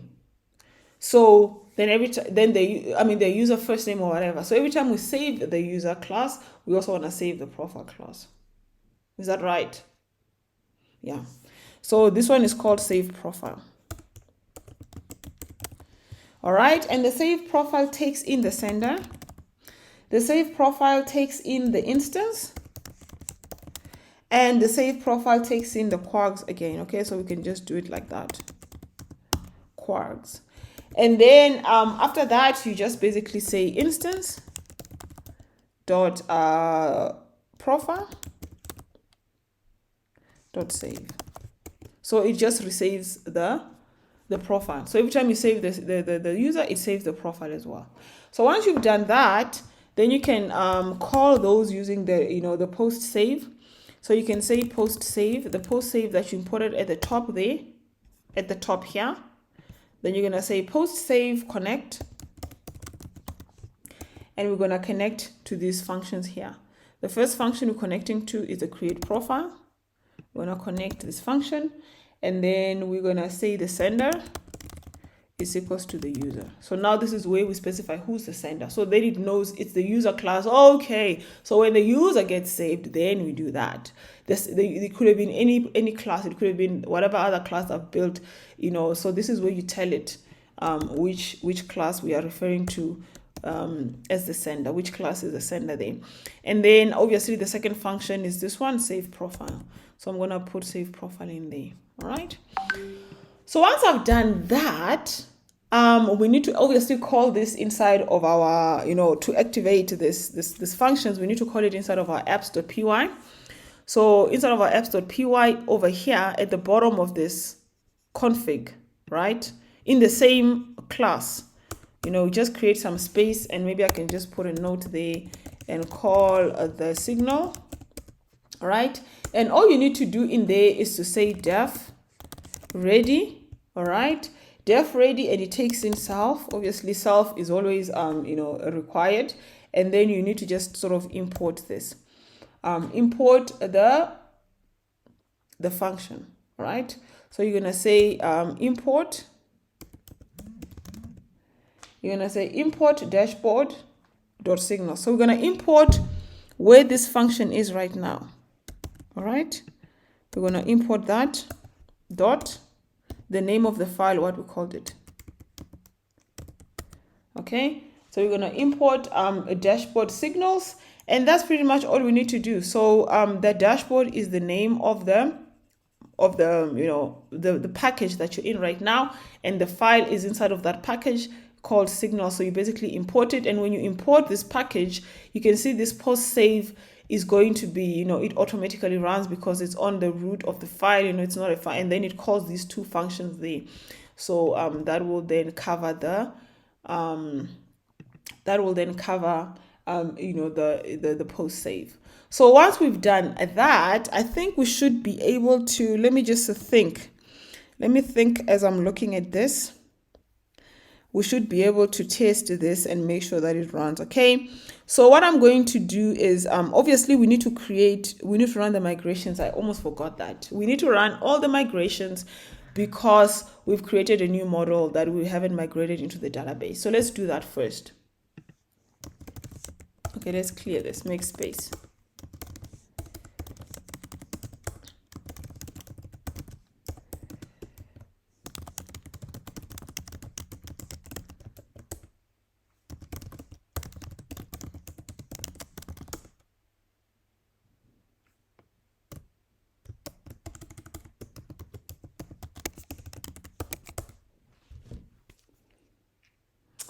All right, so we've saved that. Once you do that, then you come in here and you do the make migration. You run the migrations. Okay. Technically, you should run this as soon as you create the model, but so that you can migrate that into the database. It says no changes detected, but that's not true. We know we created a new model and we haven't run migrations. It's because we created the model inside of here. We didn't create it. We didn't create it with the Django system. So the Django doesn't actually pick it up because we sort of created it manually. We created the files ourselves. We added those files ourselves manually. So what we need to do is to specify what we're talking about. So after make migrations, I'm going to say dashboard specifically so that it looks inside of the dashboard. Then once you do that, you can see it finds that model, you know, the profile model, which was inside of the dashboard. So remember this, when you create your packages or your apps manually by just copying and pasting the forms, which sometimes you have to do if you're working in an environment that doesn't have Django, but you're running the code in an environment which has Django. Remember to just be very specific. If it doesn't find the changes, to do that instead. But then from here onwards, it will find them. It won't be, because now they are recorded in the migration. So after this, you just do migrate. And then that's that initial migration is done, and there wasn't an error with the model, so the model is also fine, and my file should be okay. I just want to check something here, so I'm going to go into the shell so I can show you something. So python manage.py shell.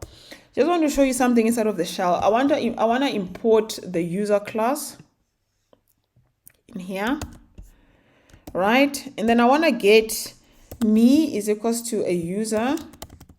Me is equals to a user dot objects dot get an email address that's equals to, I think I used matsiris@gmail.com. All right. Okay. So what I need to do is I can't use two different types of marks. Okay. Then if I say me, it's that user matsiris@gmail.com. All right. So if I run that, remember that has attribute that I was telling you about. If I run that function here and I say has attr has attribute, I want to check if the user, me actually, it's going to be me in this specific case, if I have an attribute called personal, no, not personal, profile. Okay. It's false. So I don't have a profile attached to my user. Let's run the same thing again with something which we know we have. So let's check an attribute if I have an attribute of email. Because I know the user has to have an attribute of email. Just to prove to you this has attribute function works. You see, the attribute to use email is there. If you even replace this to the attribute first name, which we know the user should have an attribute first name, okay, you'll see that is also true. But the attribute profile is false. This means that this current user does not have a profile, or there is no profile associated with this user, even though it's a one-to-one, because it's a one-to-one. So what we need to do is that we need to create a new profile for this user. We could do that. Or what I even prefer we do now is I'm going to delete this user. Okay, so I'm going to say me dot delete. Let's delete me. All right, so I've deleted that user.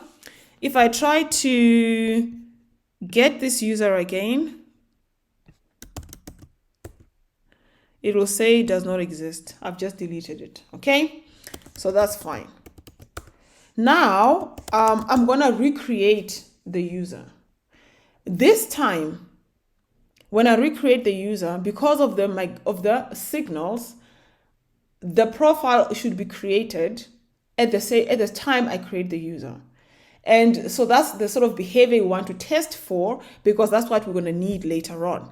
So I don't need to do anything else here. I can just run migration, my server.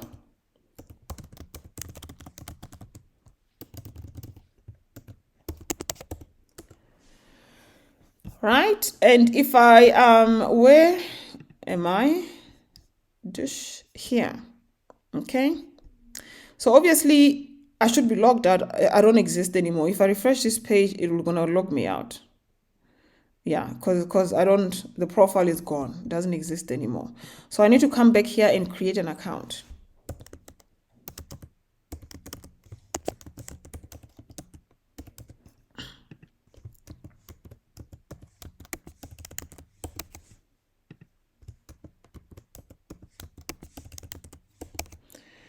All right, so let's accept that and let's sign up.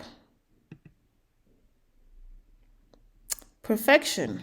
So we signed up without errors. Let's hope that it means that our signals don't have errors either, but there's a quick way for us to test that. So what we're going to do, I don't see anything here that's a problem. I'm going to stop this for now. I'm going to clear this. I'm going to run the shell again. And the shell is just an interactive shell with the Django, because if you want to run like some Django commands like in Python directly, especially if you want to test for things, check things out, you must run it inside of the manage.py shell, where you have access to the Django context and variables, right? So I'm going to do like that, and then I'm going to import the user again. Okay, and this time I'm going to say me again. I am that user. Objects dot get. I'm going to use the same email address because that's the same email address I used. All right, going to close that. And then let's see.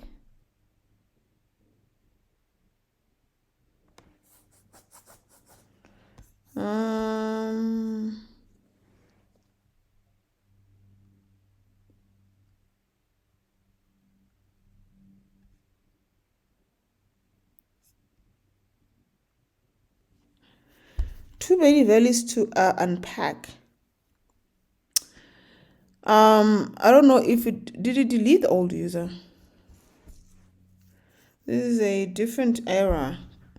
I haven't seen this error. Is it more than one user? Okay, so let me try something else. User objects. Oh, of course. Okay, so me is equals to user object where the email is equals to that. Okay, I can't just put the email address directly. Okay, so this time I have the me object, and I know you can't see it properly because now it's right at the bottom. Okay, so let's say this is now the user ME. So if I say ME there, you can see that's the user. All right, so what I want to do is to say, I want to check the has attribute again. Okay, so I'm going to say has attr. Okay, I want to check if I have an attribute of, let's start with email, which should be true, right? And that's true. So we're going to copy the same thing again. And this time we're going to check the attribute of profile, which was false the last time.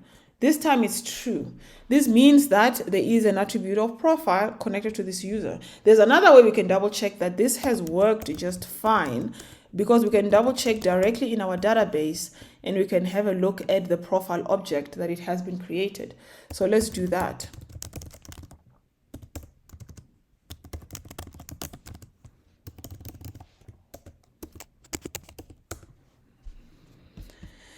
Right, so I would have to log out of this one, but it will log me out anyway. So if I go in here and I go into my admin, right, I'm going to have to log in again because I have to log in as the admin user. Okay, so I need to log in with my Skolo Online and my Skolo Online password.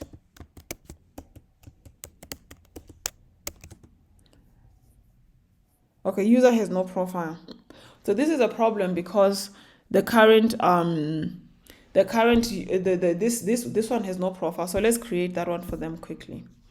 So let's stop this because this is always going to be a problem, because the super user, I didn't create a profile for them because they were created before I did the signals, and they will give me a problem in my database. So let me because of the one-to-one relationship. So what I need to do here is to go back to the shell. I can do it on the shell because that's actually the only way I can do it, because I can't do it on the admin because the admin just is broken now. So let's do that. Let's bring in the user again. All right, and then let's call the admin is equals to this user dot objects dot get a user with an email address that's equals to admin at skolo.online. So this one is the admin user. If we check the admin user, is that user. So all we need to do is to create a new profile, and for that we can just import, actually we can just say from dashboard dot models import profile. Okay, so from dashboard, which is that package app dot models import profile. Okay, then we can create a new profile element. We can say profile dot objects dot create. We're going to create a new profile which has a user that is equals to this admin at the top there. All right, let's see that. So that profile has been created. We can now exit out of this. All right, and then we can clear that, and then we can run our server again. Remember, we created only now the profile for the admin user so that we can be able to access the admin panel. Otherwise, the admin panel is now broken because I have now a one-to-one relationship between user and profile, and that user does not have a profile, but I can still double check that the profile for Mercedes has been created. So I should find 2 profile objects inside of the database. Okay.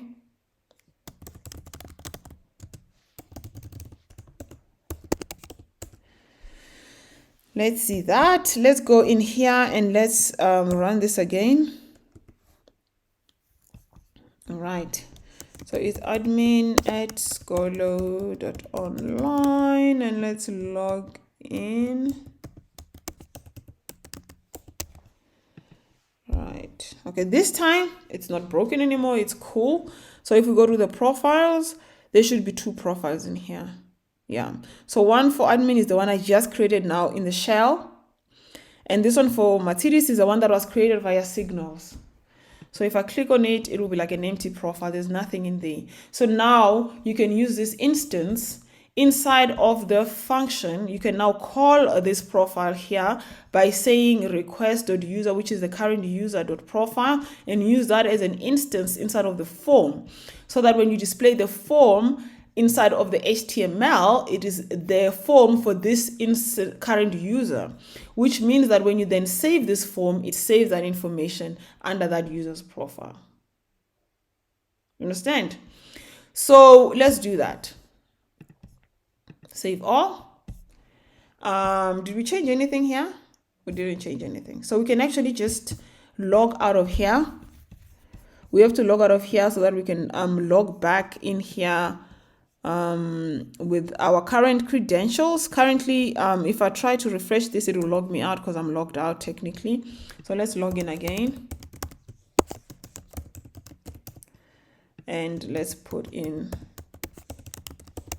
our username, our password, and I'm logged in now. So let me go to my profile page. My mistake.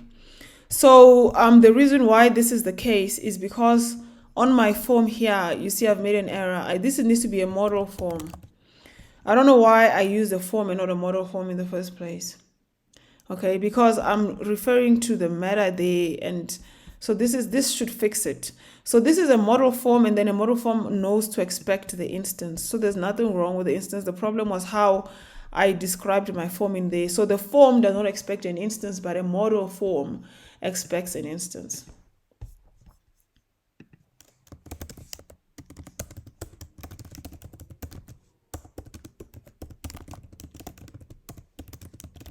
I copied and pasted this from somewhere else and just missed it.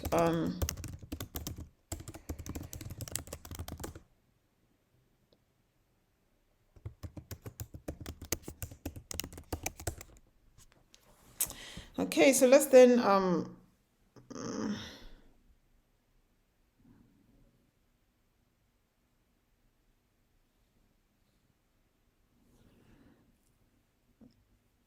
okay, there's an indent error here. Then I made a mistake here with the form. Where is the indent error? Is it here? Oh, it's because of that. Sorry. Okay. So it's because of this. What was I doing there? Okay, I was trying to figure out what's wrong with that instance. Okay.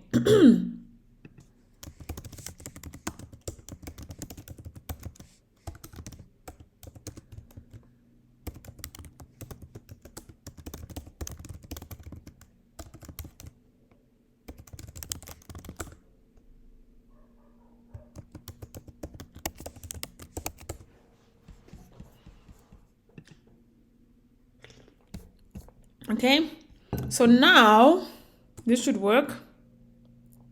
Okay, the form was initiated properly. So what I'm going, and it was initiated with a profile instance, which means the profile exists. Otherwise, because we called the profile here when we're initiating the form, if there had been an issue, it would have showed it would have said that. So let's like enter an address. Okay, let's enter like 2234 Church Street. Okay, I'm not gonna enter that one, it's not required. Let's say we are in We are in Rivonia, and we are in Gauteng. We are in South Africa, and our postal code is 1234. And let's save changes. There you go. So it refreshes the same page. You don't see much happening, but actually a lot is happening. So if I'm root, I need to like put a link here on the dashboard there on the home page. So let's see that. So that dashboard, so that I can navigate to the dashboard from here. So on this a dashboard.html, here where it says dashboard, I need to put this URL in here. URL for dashboard. Yeah, but that's fine. It'll pick up the next time I refresh this page. But I can still navigate there by going to dashboard.home. All right, so now I'm on the home page. I'm on the dashboard. I'm here because like when I checked that the profile really was saved, right? So if you go to the profile again, you can see the profile information is there. Okay, if we changed this to 223, let's say 1234, and we saved this, it's now 1234. If we went back home and we came back here, it is 1234. Okay, and you can see it also in the database. So our form works fine. The last thing I want to do, and I think I'm going to end the video after I do this, is the first name and the last name. We're not updating the first name and the last name. Oh, in the profile picture. Maybe we'll do the profile picture next week. We're running out of time. But let's at least do the first name and the last name so that we are done with the form. So that next week we just worry about the profile picture. The thing is, we don't want to create two forms because there are two different models. This model form only works with this model. Okay? So technically, the user model is a different model, even though we refer to it in here as a one-to-one field. You technically can just put it in here and save, and then it would save. It wouldn't pick it up because it's not this model. So what you need to do is, we're going to enter the first name anyway. So we're going to say first name and we're going to say last name. So we're going to create the variables for it, right? And then first name, last name, I'm going to use the same character fields as that, So I'm going to go in there and I'm going to use the same. And I'm going to use the same there. And then I get my models and everything. And then over here, I want to say first name. Enter first name. And then the last name over here, I want to say enter last name. All right, everything is pretty much the same and they're all required, which means that we don't want someone to submit this form without them. But I don't know, maybe the last name is not required. So maybe the last name can be like a false, okay? Perhaps the last name can be a false, but the first name definitely, let's say that's required. And after we've entered the names there, we can't save it here as part of the model, but we can definitely add it into the layout, So we're going to have to include it here in the layout, and I think I'll put it right at the beginning. Okay, where is it? All right, so I think I'll put it right at the beginning there. So it's first name, the first one, and I'll put it in here. That's first name. And then the last name is that one there. Okay, so it will know that this first name is that, and then this last name is that. All right, but if you just left it like this and then you went and you ran this, you can't actually edit in here. If you edit first name and last name in here, you'll get an error because first name and last name don't exist inside of this profile model. So what you need to do is to, and if you don't add them in here, they will not be saved. So what you need to do is that you need to override the save function. The same way we overrode the save function inside of the model, we're going to override the save function in here, and then we're going to hoi in to save our first name and our last name. So let's create that. All right, so we're going to do it after the class meta. We're going to say def save, and you have to call it save. You can't call it something else. All right, and this one, it takes in self. All right, it takes in args. And then it takes in quarks. All right. It takes in the args and the quarks, and then you can now access the user in here. You can say the user is equals to the self.instance.user, because that's what you called the user. So the instance of this, class, the whatever it is, the meta of this form, of the model form, and then the user in there. So you can create that user object. Okay, and then you can then say user.firstname. So you can now save that first name, and you can then access user.lastname. All right, so user.firstname is going to be now, we're going to have to access the data from the form. And the way you do that is you do self.cleaned, CLEANED underscore data. Okay, so cleaned data, actually you can say clean data.get, right? So you can say clean data.get, and then you get the first name, which is what you called it in here. Okay, so clean data.get the first name, like that. And then you can say the same thing for the last name. You can say clean data.get the last name. And then once you've done that, then you can just save the user. Okay, so that user information will be saved. And then you can run the super, and then you're okay, you return the profile. So then you're gonna say, the profile is now equals to, you're gonna run the super. Inside there, you're gonna enter the name of this form, right? So this form is a profile form. Super, you're gonna enter the name of the form, and it's gonna take in self as well. And then you're gonna save that. You're gonna say .save the form, and then you're gonna then the save takes in args and quarks as well.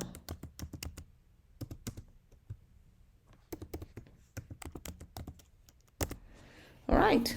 So super profile form, save, and then make sure you pass over the args and quarks as usual. And then after that, then you can then return. Save always says to return. You can return the profile. You can return this profile that you've saved. But remember, you're saving it now after saving the user.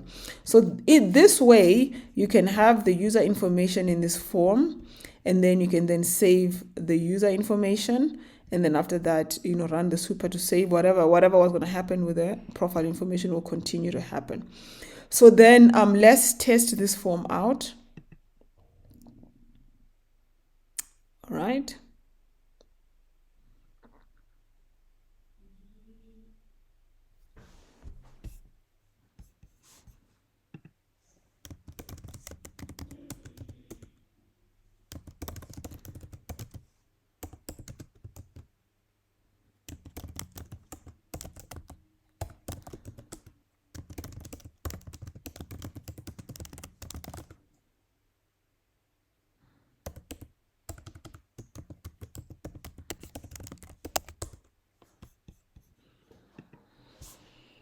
All right, so that's run. Let's refresh this. We have now the first name and the last name in the form, but will it save? So let's enter Skolo online here, right, and try the save. We don't know if it has saved because the instance is something else. Remember, the instance is something else. So the only way we're gonna know for sure is let's check our database. Where's our database? Let's actually just go there from here. Let's go into the admin and then let's check in the password in here. Okay, let's log in, and then let's go to the users and double check this user's first name and last name. There you go. So it did save it. It did save it. It's just that we have to display it as well, because now you've saved the user, but you actually you need to display. So we'll do that, and then after that, so let's then log out of here, and then the last thing, I think I can still do this now. Okay, let's do this now. All right.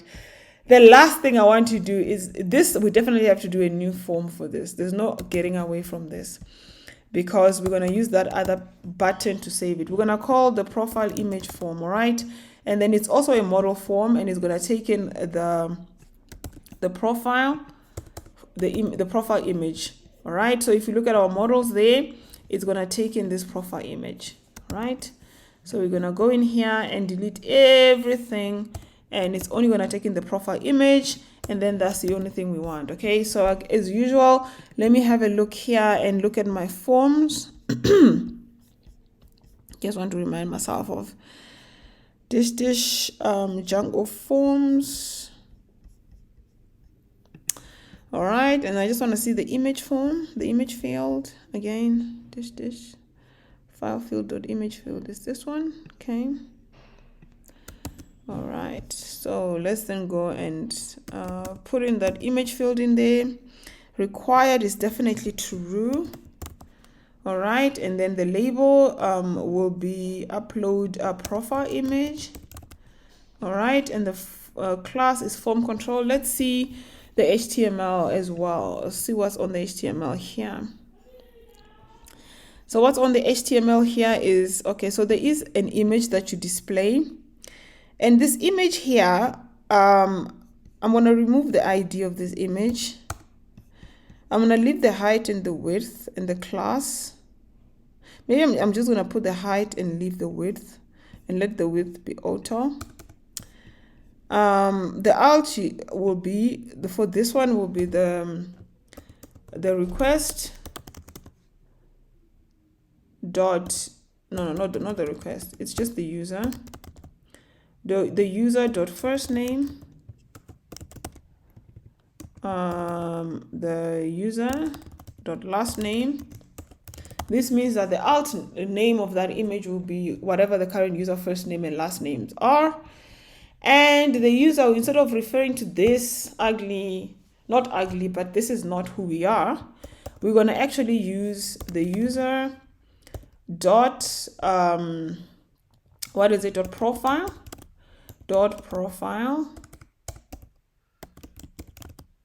image dot URL. Okay, now we have a profile image URL. We can use it in here. And after we've done that, we are then going to have this button. So we need to put all of this inside of a form. All right. So over here where it says button wrapper. So let's see over here. Let's look at this properly. I have to, okay, so this is going to look very different. Okay. So we're going to need a form over here. Yeah. So here where it says button wrapper, label upload, and all of these things. Input of file input, dash, and then there's a button save. Let's see. And then there's a P in there. This is just very weird. Okay, so button wrapper label, this is a label. Okay, so what I'm gonna do in here, I'm gonna enter a form. It's probably gonna look different than what is there currently. And this form, it needs to have an enc type. Okay, form data, because we are submitting a data in there. We need to include the CSRF token. All right, so instead of this form, we need to include the CSRF token. So the only thing I want to be able to do here is to have that button that says, save. All right, so I'm going to enter a button. No, actually, we need a form input. All right, so we need we're going to enter the form again. That form is going to be we're going to have to load the crispy forms again. So that's loaded. And that form is going to be, slightly different from this one because we're not using the layout this time. It's going to be whatever the form. So I'm going to call this a different form. I'm going to call this an image form. All right. And then I'm going to say crispy. All right. So I'm going to call it a different form. I'm going to call it an image form. And then we can have a button at the bottom here. All right. So this BX reset, just to span save. Okay. So this button here, I'm going to put it in there, inside of the form. And then it's going to be a type submit, so that it submits the form. And it's button outline secondary. No, that's not the button I want. What was this other button? What was the blue button that was here before? Okay, so all of these we're going to remove, and the label and everything. All right, and then we just have allowed, and then we have the form, and then the button wrapper. So what are we calling? What was the other button? Can we just call it button outline primary? Right, and then margin bottom top 4. Let's put in a margin top 3 on the button, and then yeah, and then it's gonna be like, you know, upload image, okay, or save image. All right, so this is a form. It should go through as an image form, and then it should technically you know, validate and then save that profile image, because we've done that model in there.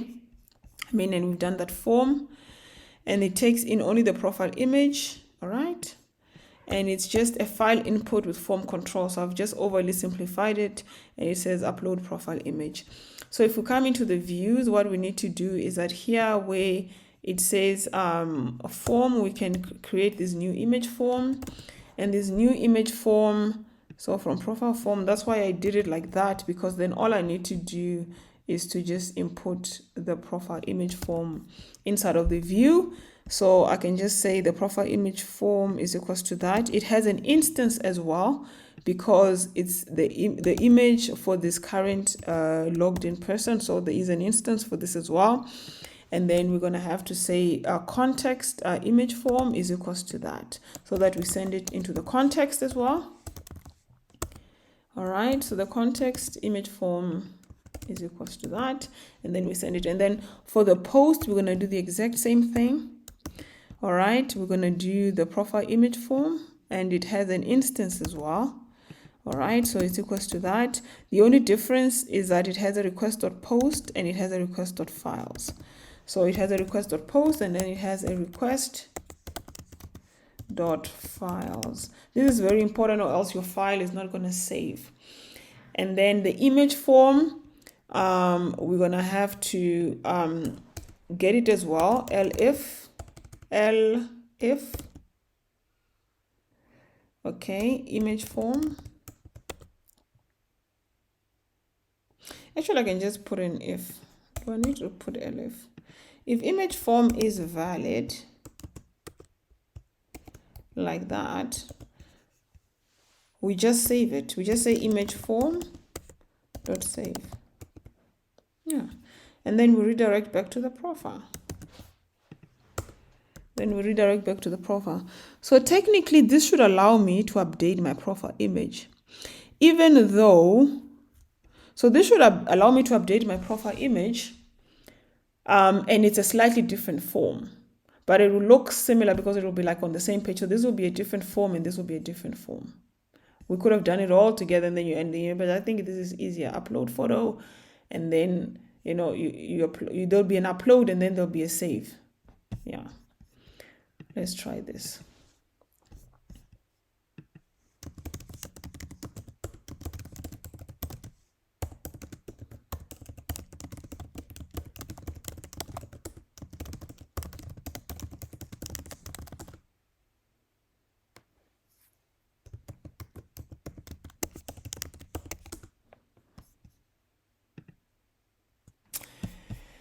All right, so where we were logged out of here, so let's log in again.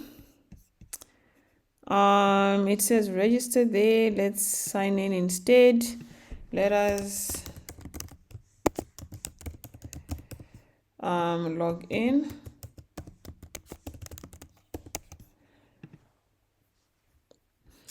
All right, let's check out our profile page.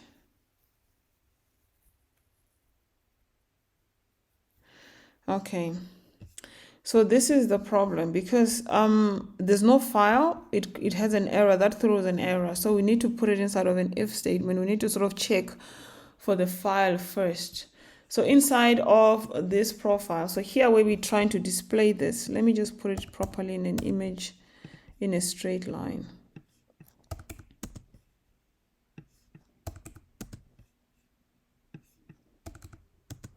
I know it's going out, so let me like at least put this part at the bottom, okay, so that you can still see everything. Okay, so this image, you can't display this image if there's currently no image uploaded for that user, right?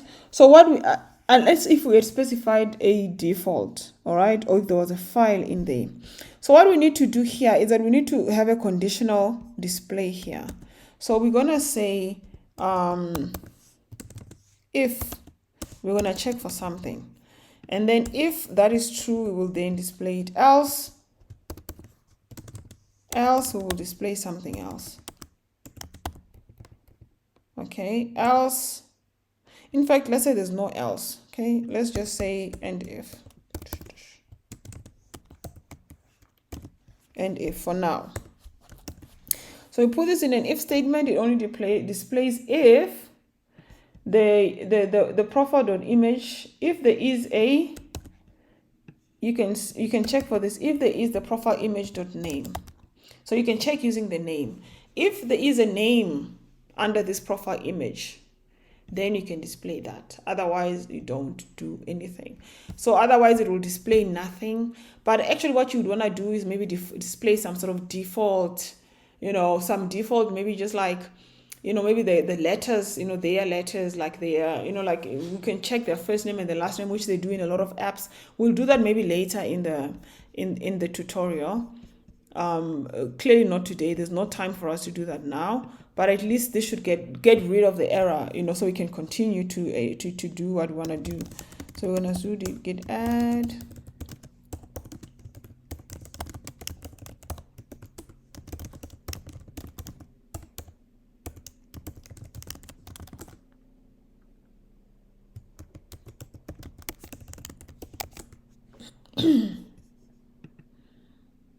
All right, so let's run this again.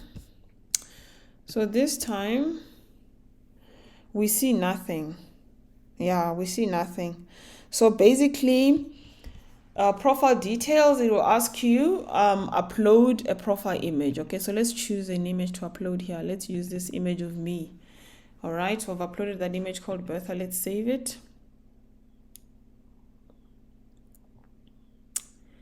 Yay. So what is it doing?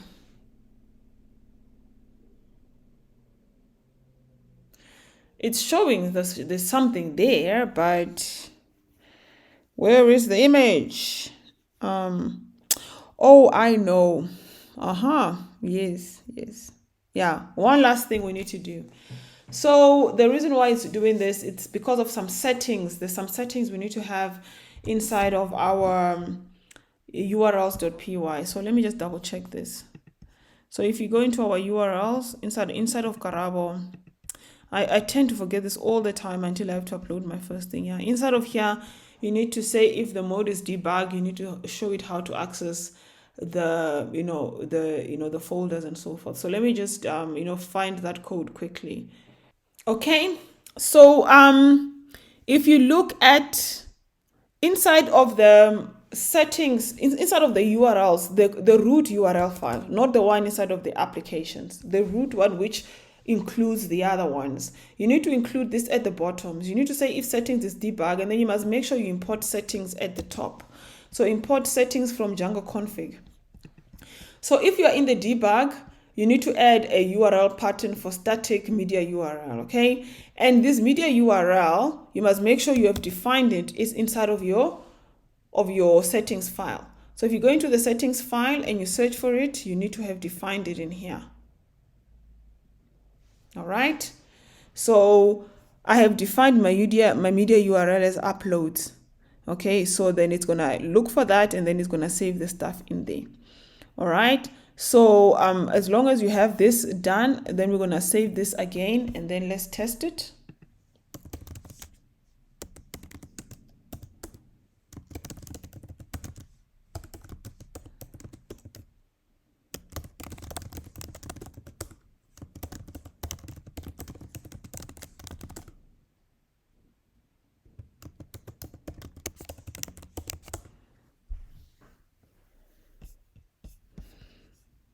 Okay, static is not defined. So you import static from the same place, Django config URL static, and then you import the settings. Sorry, you need to import both of them because you need to check this is that static there. Yeah, just missed that. So let's push again. Let's clear so you can see what I'm doing.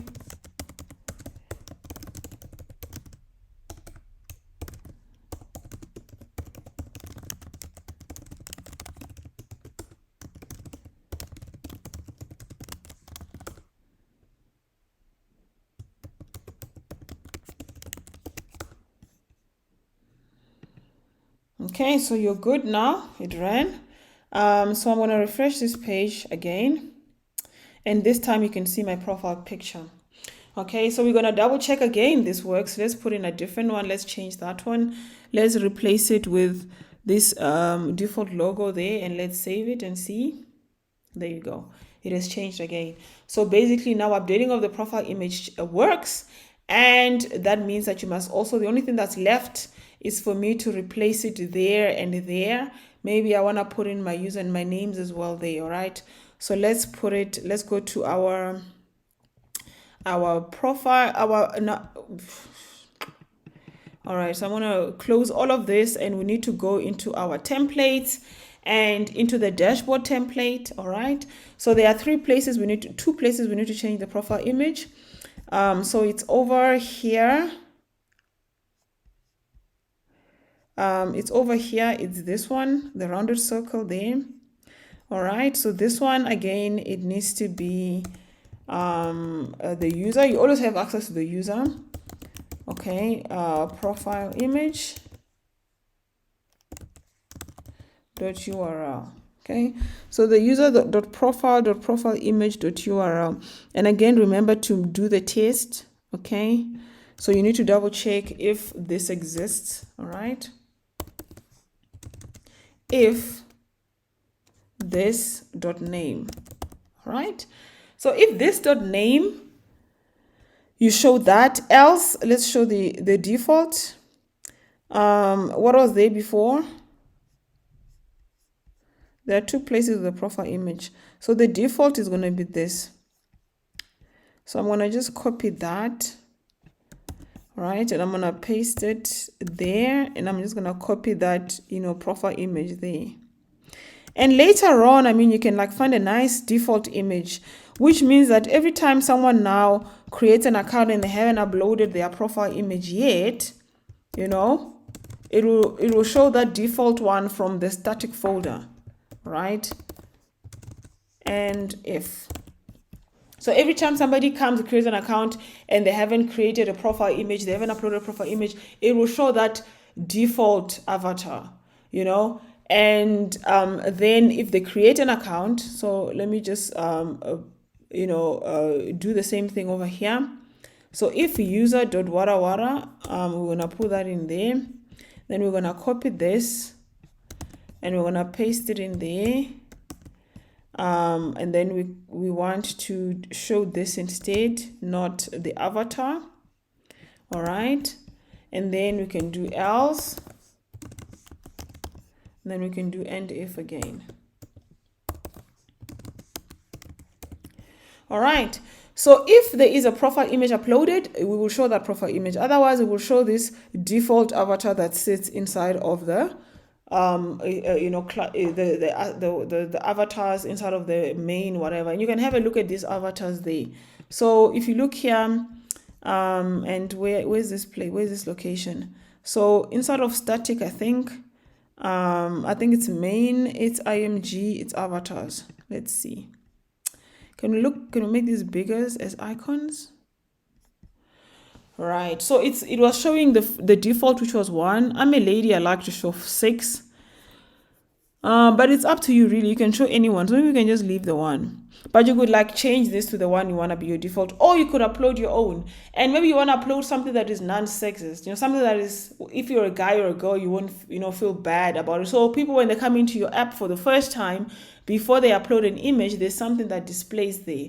Until they upload the image, then it replaces the image that you've uploaded. So maybe you want to find something that's gender neutral, that is not going to be like a man or a woman. I'll leave that to you. But I'm definitely changing it to a 6 because I'd rather have a woman if it's not a woman that looks like me. So if my default will be 6 there, all right, and my default will be 6 there as well. It's 6, right? This default is 6.png. It's 156. That's a very weird numbering, So what that will do is that it will display the default avatar. Until I create a profile image, then it will display my profile image.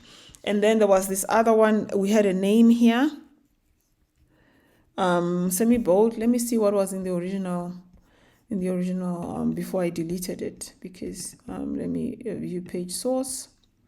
I just want to see something next to, where is it now? View page source. Just want to see next to this John Doe. So let me just search for John Doe. Small text muted. So this is what was there. All right, that I deleted. So so this user email, after that is this text muted. I wanted to display the first name and the last name of the user. So you can like say user.firstname, right? And then you can have again user dot last name. Okay, perfection. So let's save all of this. I think we are going to be done now. Let us just run this and be done for the day.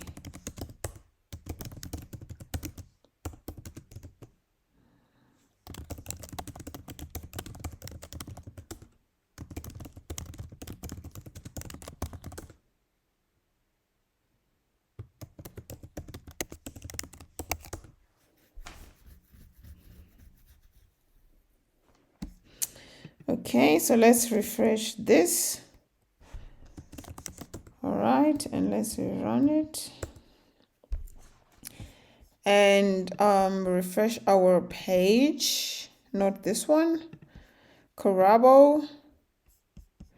Okay, now you can see your profile image at the top, and you can see it there as well. You see, very nice, and your name, and you got your profile page and everything.